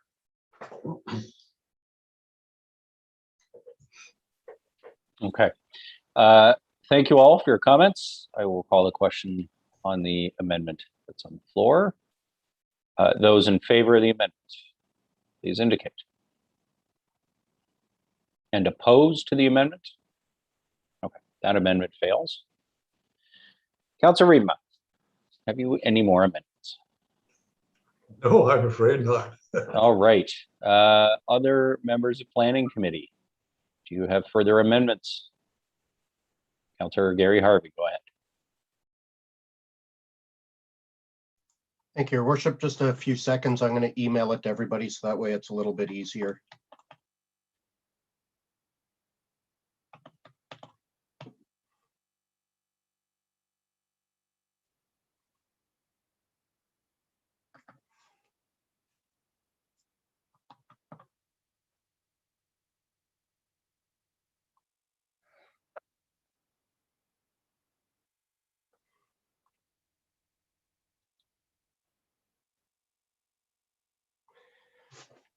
Okay, Your Worship. So my amendment would be in Appendix A, Paragraph 8 of Section 5.2.92 to add Section P, and for it to read that all detached accessory dwelling units, if being rented out on a per monthly rental, shall fit within the guidelines of affordable housing as recognized by the Corporation of the City of Barrie. Okay, so this would be an amendment, and if you could just clarify, Councillor Harvey, that would require any detached accessory dwelling unit to fit within the guidelines of affordable housing to be permitted whatsoever. Yes, providing it's being rented out. So where I'm expecting exemptions to be taking place is where we have like immediate family members, grandma, grandpa, that type of thing. These are the units that are being rented out by these for-profit corporations. I don't know if I need to add a few more words into it to clarify that a little bit better, but that is the intent of my amendment. Okay, and I recognize a very good intent here. I guess my concern is whether or not the city has the capability to treat rental housing differently based on who's occupying it. I'll go to Ms. Miller. Thank you, Mayor Lehman, for the opportunity to answer. Staff do have a concern. There is no way for us to enforce that under the zoning bylaw. So this is a zoning bylaw that we're dealing with, and we would not be able to enforce that. Okay, Your Worship, I'm going to remove my amendment, look into this a little bit further, and maybe come back with something reworded at a future date. Thanks, Councillor Harvey. Sorry, but let's look at that for October 4th, because I recognize the intent there, and it's something that members of Planning Committee have been speaking to all evening, which is, I think a lot of the concern, I mean, there's been numerous references tonight to the overbuilding examples of clearly not affordable accessory dwelling units that have then changed the character of a neighborhood or had serious negative impacts on neighbors. And there's no question we've seen some of those. And I think, Councillor Harvey, what you were just trying to introduce there is some way for us to ensure that if we are permitting these accessory dwelling units, that they are affordable. The challenge, I think the staff reports may have spoken to this, is, you know, unless we're actually providing a grant or something, we don't really have the control under zoning to be able to, you know, control things like the rent that is charged or who occupies the dwelling. But it is, nevertheless, you're absolutely right. I mean, the whole intent here is to create affordable housing. So how might we do that? Certainly over the next couple of weeks, perhaps there's further work that can be done to ensure that as we provide for this form of housing in our community, we are getting more of the result that is the intent behind permitting it, rather than the examples that I think is in everyone's mind. I do want to clarify, that's not all that's getting built. We have seen lots of accessory dwellings built that are affordable and second suites that are affordable. However, unfortunately, there's popped up a bit of an industry in building very, very large ones, which are able to fit within the current bylaw. And that's why, of course, staff are recommending many of the changes that we're talking about on the floor right now. So further amendments, members of Planning Committee. Go ahead, Councillor Harvey, you still have the floor. Thank you, Your Worship, and I will send the next one through.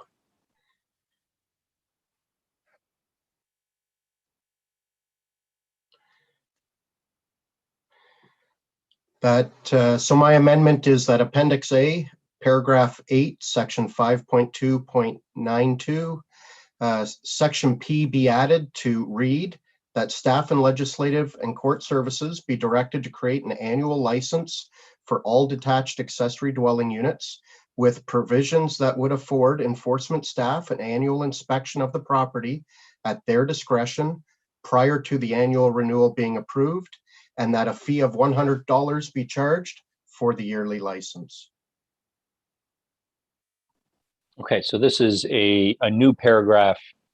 Well, sorry, Appendix A is the, correct me if I'm wrong, Councillor Harvey, are you amending the draft bylaw? Yes, that's what I was directed by the clerk to be doing, that the amendments were supposed to be made directly into the proposed bylaw. Yeah, and I would say they should be, except this one is actually to create a separate license. So I just think procedurally, this one's probably best as its own paragraph in the motion itself, if it's okay with you. All you got to do is, I think, instead of directing an amendment that amends the draft bylaw, we'll just say add a new paragraph to read to the direct motion. Is that okay? Or at least to the main motion? If that makes more sense, Your Worship, definitely. It still gets it on the floor in the intent that it was meant to be. Okay. So the amendment would be to add a paragraph to the motion that directs staff and legislative and court services to create a licensing regime. Councillor Harvey, go ahead. Yeah, thank you, Your Worship. This really gets down to the same discussion that we had with some of the licensing discussion that we had a few months back in regards to the issues in and around the Georgian College area. We've seen in the short time that these accessory dwellings have been allowed by the provincial government, that we've seen a lot of turmoil being caused in various neighborhoods throughout our city. And as a result, I think it's only prudent upon us to look out for everybody's best interest. And where this causes a significant issue too for our enforcement staff, from earlier discussions that I've had quite a while ago, because I did actually have an issue identical to this in my ward prior to the provincial legislation even coming about, where it appeared somebody had converted a pool house into some living space. And naturally, when you're dealing with a Supreme Court decision, Regina versus Feeney, it's extremely difficult to get onto one's property to conduct these inspections, let alone get into one's backyard to now have a look at these accessory dwellings. So by placing a small fee and these licensings, as we did with the Georgian College area for the rental units, it would then allow our enforcement staff to ensure that these units remain safe and conform, and ultimately will also afford the fire department to then be able to ensure that these units remain safe and accessible, especially through the pathways. And we're talking about some significant distances from the roads that they would have to drag fire hoses if anything were to occur. It's just an annual opportunity. And again, it would be on a case-by-case basis. If there's properties where there's no complaints coming in, I would expect that enforcement staff probably wouldn't have the resources to look at all of them. However, this would give them the opportunity to look at those addresses that do become problem addresses. Okay, thanks, Councillor Harvey. Deputy Mayor Ward. Thank you, Mayor Lehman, and I do appreciate the intent. I'm wondering whether I'd actually be more comfortable with asking staff to investigate creating an annual license. I mean, there's just too many unknowns. Whether what this would mean in terms of staffing, whether $100 is appropriate. I think we try to keep our license fees to match what it actually costs. If it costs $200, well, $100 is enough. If it costs $50, well, we're basically trying to make money on this. And I don't think we have enough information on this to make a decision tonight. I can't support it without knowing things like how much is this going to cost. It's going to mean hiring extra staff for the city. It's just a lot of those questions I'd like before we actually direct staff to create an annual license. Thank you. Thanks, Deputy Mayor Ward. Councillor Harvey.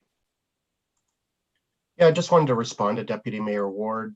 When it comes to the dollar value, I'm not going to respond to the other piece. I'll let Ms. McAlpine expand on that.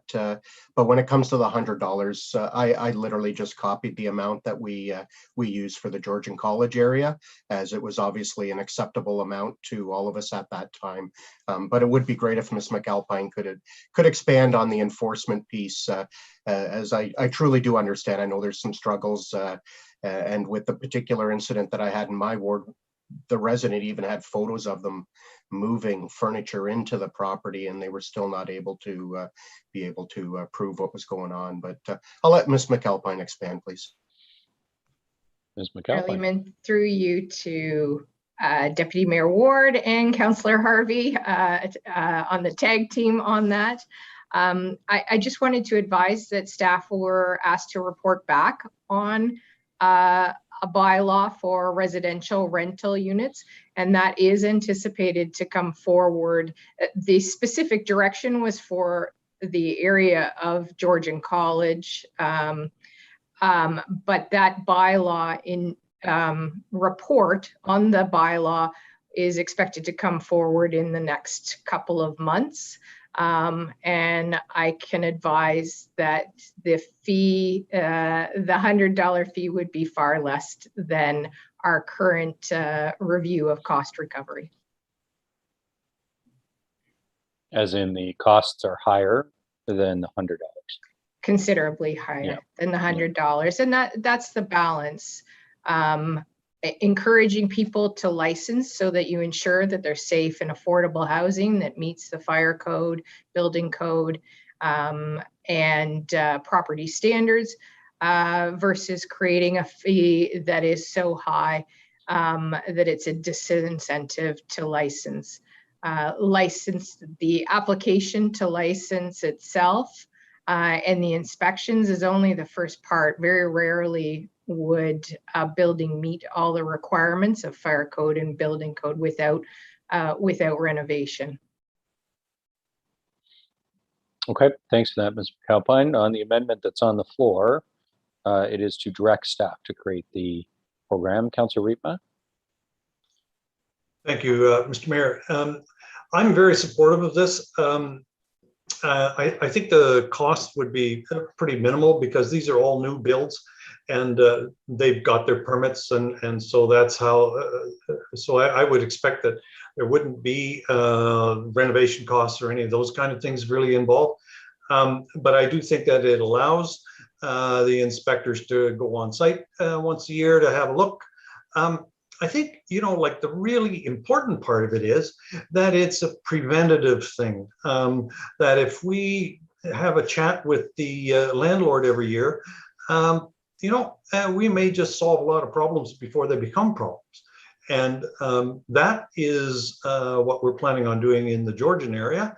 And I think that it would be quite reasonable to add these units into that program once we get it established. So I would be quite supportive of asking staff to include them in a licensing scheme. Okay, thanks, Councillor Rima. Councillor Congo.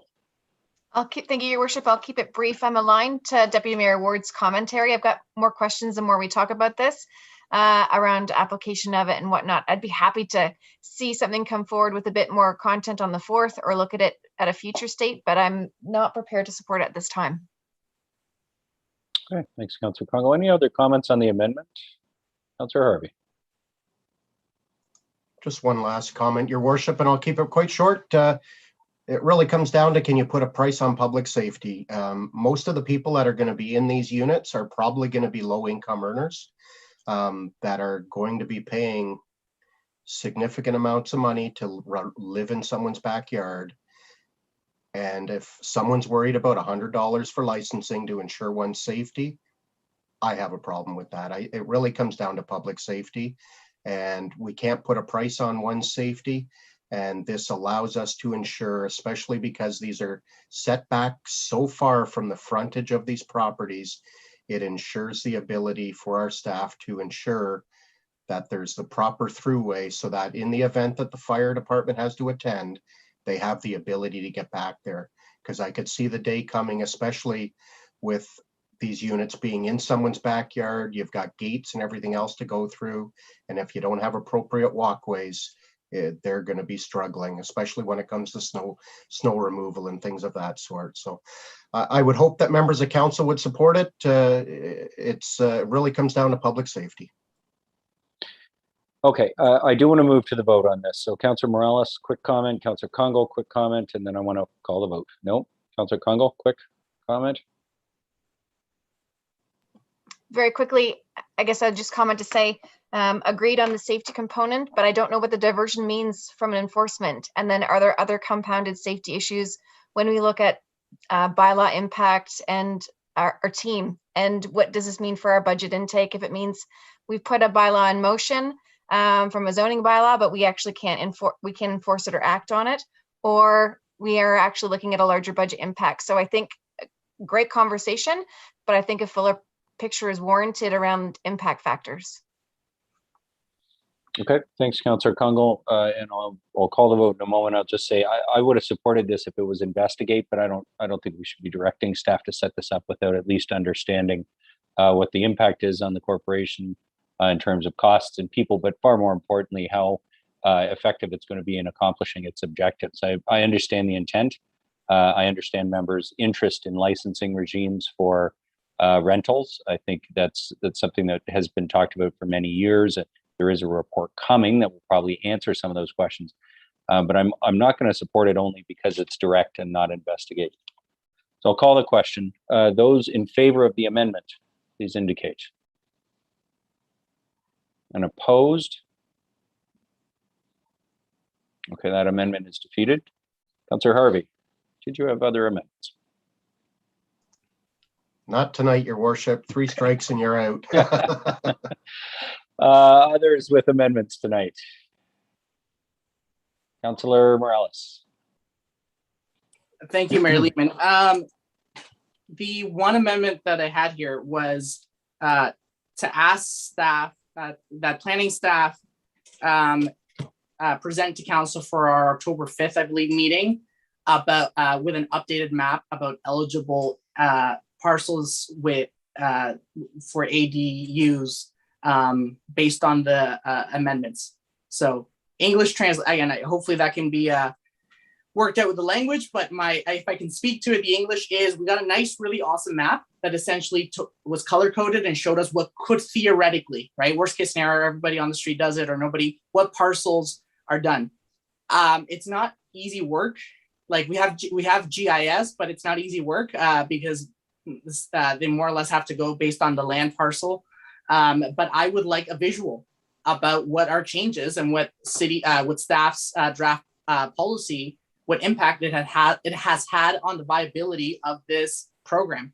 My concern is that it has absolutely crippled the program. However, look at it from the other perspective. Maybe, as some councillor said earlier, let's start small and let's expand it. Maybe that's appropriate. I just want a visual so I can see, okay, these properties are now eligible, these remain eligible, and these are ineligible. And I think, as you said earlier, asking for information for that October 5th meeting will provide us a very important visual representation about the potential build out of this proposed program. Okay, so Councillor Morales, as an amendment, I think you'd just be adding a new paragraph directing staff to prepare a revised map of properties eligible for accessory dwelling units for the October 4th meeting. So that is the amendment, members of Planning Committee, that's on the floor. It's to direct our staff to prepare an updated map. Any comments on that amendment? Okay, seeing none, I'll call the question. Those in favor of that amendment? I am as well. Opposed? Okay, 2, that amendment carries. Councilor Morales, did you have any others? I did have another one. I would need some guidance from staff if this is something that would be appropriate to include. Sorry, not appropriate. That'll be up to me. If it's possible to do it now, or if this is part of other city policy. So the amendment essentially reads as following, because I know there was a lot of comments about affordability of these units and making sure those rents are appropriate, which this is the best way I think we can address this. That all application fees be waived or refunded, and I'm saying or because they should probably be paid and somehow credited back. So I'll let staff figure that one out. For detached accessory dwelling units, so ADUs, where the ADU is either occupied by a common law family member or the property homeowner themselves, or that when it is rented out to a non-common law family member, but meets the City of Barrie criteria for affordable housing for a period of 10 years. And also that staff craft criteria for qualifying for this, including but not limited to how people are credited back, refunded, if it's through property taxes, if it's staggered out through multiple 5 years or 10 years of property tax bills, if it's how long the house cannot be sold. And then because we don't want people just doing this to flip it, and inspection criteria to ensure that the ADU remains as is, meaning the common law family member, the grandmother, the multi-generational family member, or indeed the person paying that amount of rent. And I can speak to it. Okay, but Councilor Morales, I mean, we've said a couple of times tonight, we've heard from our staff, they cannot regulate who rents a unit. We can't enforce that. We can't collect that information. So let me ask a question to staff on the spirit of this amendment. How does the County of Simcoe? It's a grant program. So to get your grant, you have to ensure affordability for 10 years and report on it. Sorry, I'm anticipating your question, but it's different if it's a grant versus a zoning issue. But go ahead. Sorry, Councilor Morales, go ahead with your question. So Mayor Lehman, is the grant issued by the county once that affordability is achieved at the end of the application, or? No, the way it works is if you sell the unit, you have to give the grant back. Okay, so to staff, could we not explore similar, could we not implement similarities between the County of Simcoe program, essentially with the soft costs of these ADUs that residents would accrue? And if we can't limit it, the scope of it has to be a family member, fine.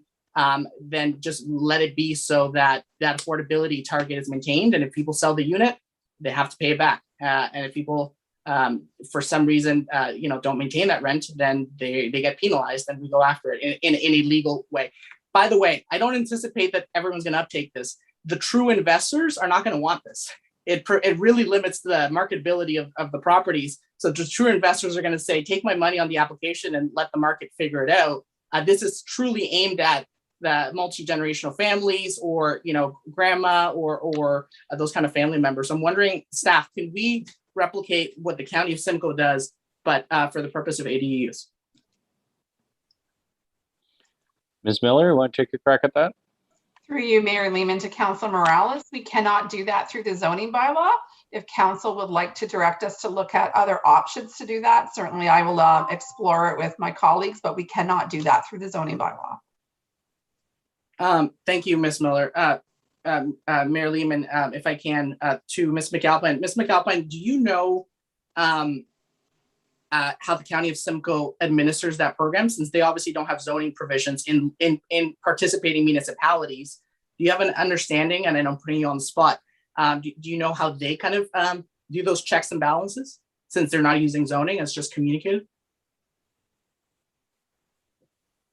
Ms. McAlpine.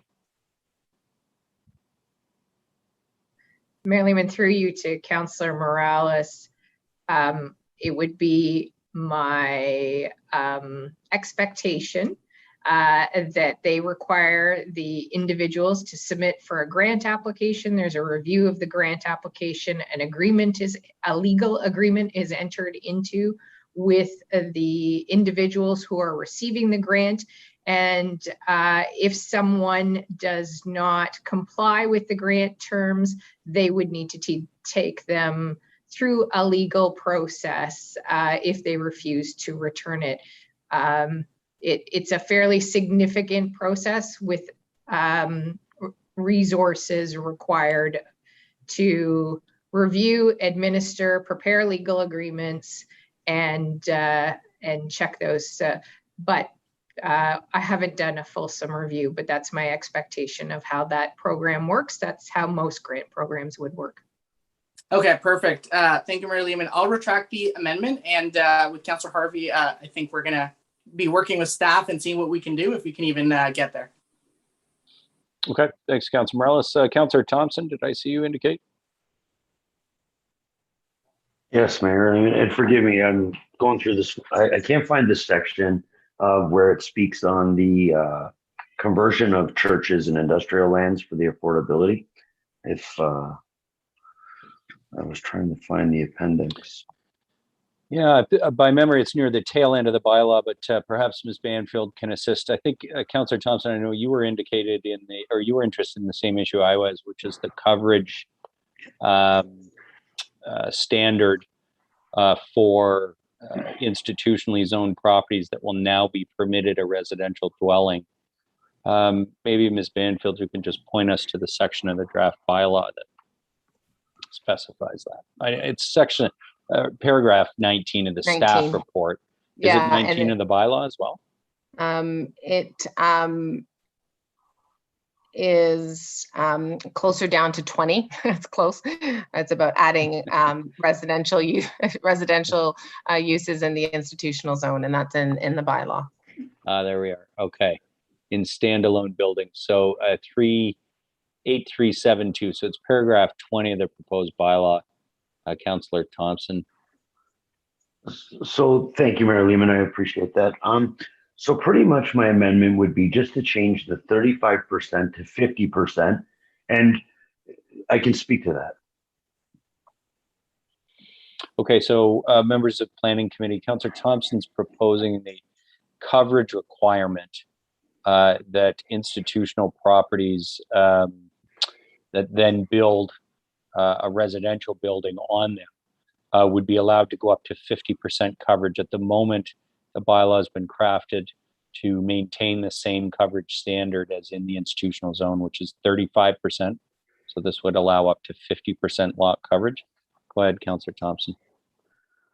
Thanks, Mayor Lehman. I was very supportive of the motion with Claire and the parking, and then as Councillor Jim Harris had noted, that a lot of the affordability doesn't require the amount of parking and stuff. And with Ms. Banfield's answer this afternoon, it was 35% coverage, a little bit of landscape, 30% to allow parking and stuff. So I just think by allowing a little more coverage, we could actually increase the amount of units, which this is what we're trying to do. We're trying to incentivize and build as much as we possibly can. You know, this is a crisis. So by allowing a bigger footprint, it allows more units. So that's where my intentions are with this amendment. Okay, thanks, Councillor Thompson. Comments on the amendment that's on the floor? Everybody clear on what it would accomplish? Okay, then I'll just call the question on it. Those in favor of this amendment, please indicate. I am as well. Hey, how about that? We had the unanimous one. Thanks, Councillor Thompson. Any further amendments, members of Planning Committee? Okay, I'm terrified to ask this, but on the main motion as amended, are there further comments?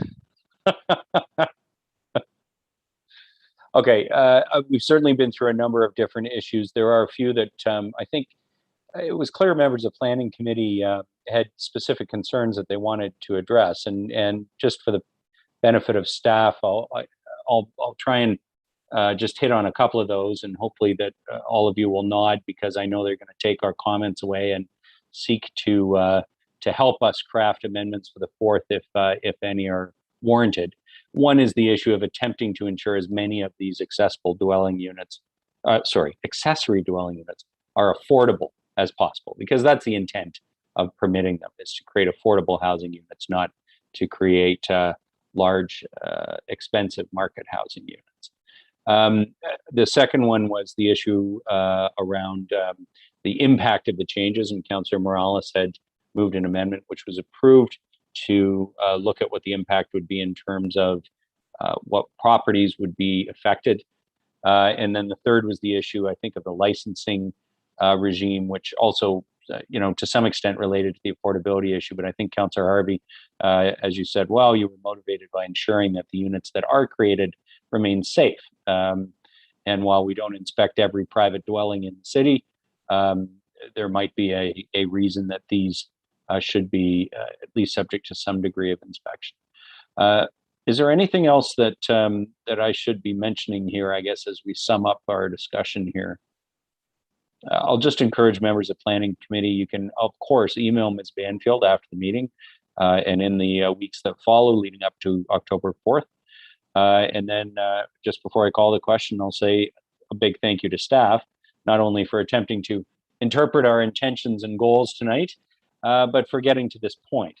If I can offer a general comment, I think the original widening of permissions to allow these types of dwelling units had the best of intentions, and like many things, there were some unintended consequences.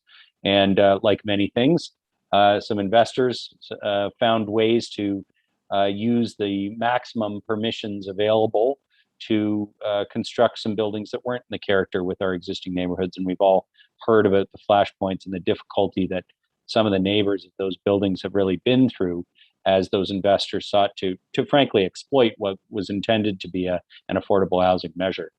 So I appreciate that staff are trying to strike the balance of closing those loopholes and preventing what I see really as an abuse of the intent of the amendments that created these permissions, and still encourage affordable housing to get built and encourage accessible or accessory dwelling units to get built. I'm sure we will hear after tonight that there are some in neighborhoods that have been affected that think this doesn't go far enough. I'm sure we will hear from some builders that it goes too far. And I'll be interested in those comments, as I'm sure you all will as members of Planning Committee. Ultimately, there is one more step in this process, and that is City Council on October 4th. But a lot of work went into this. And, I think the background issue that we must not lose sight of as we talk about setbacks and site plans and licensing is that the overarching goal here is to increase the supply of housing in the city of Barrie by allowing appropriate infill developments. And it is, notwithstanding, it doesn't create thousands of units. It does create dozens, and our Second Suites program over the past 5 years has created many dignified, affordable places to live that have also helped homeowners in some cases be able to continue to afford the high cost of living. So, I just didn't want to lose sight of why these things are proposed in the first place. And while it may take time to get them right, ultimately they are to help to address the housing crisis in Barrie. Okay, I'll call the question on the motion as amended many times. Those in favor, please indicate. Anybody opposed? None? That carries unanimously. That completes the staff reports. It brings us to inquiries of staff. Are there any inquiries of planning staff here tonight? Okay, seeing none, that completes our agenda. Thank you for a late night, members of Planning Committee. We'll see you all on Monday for General Committee. Good night, everyone.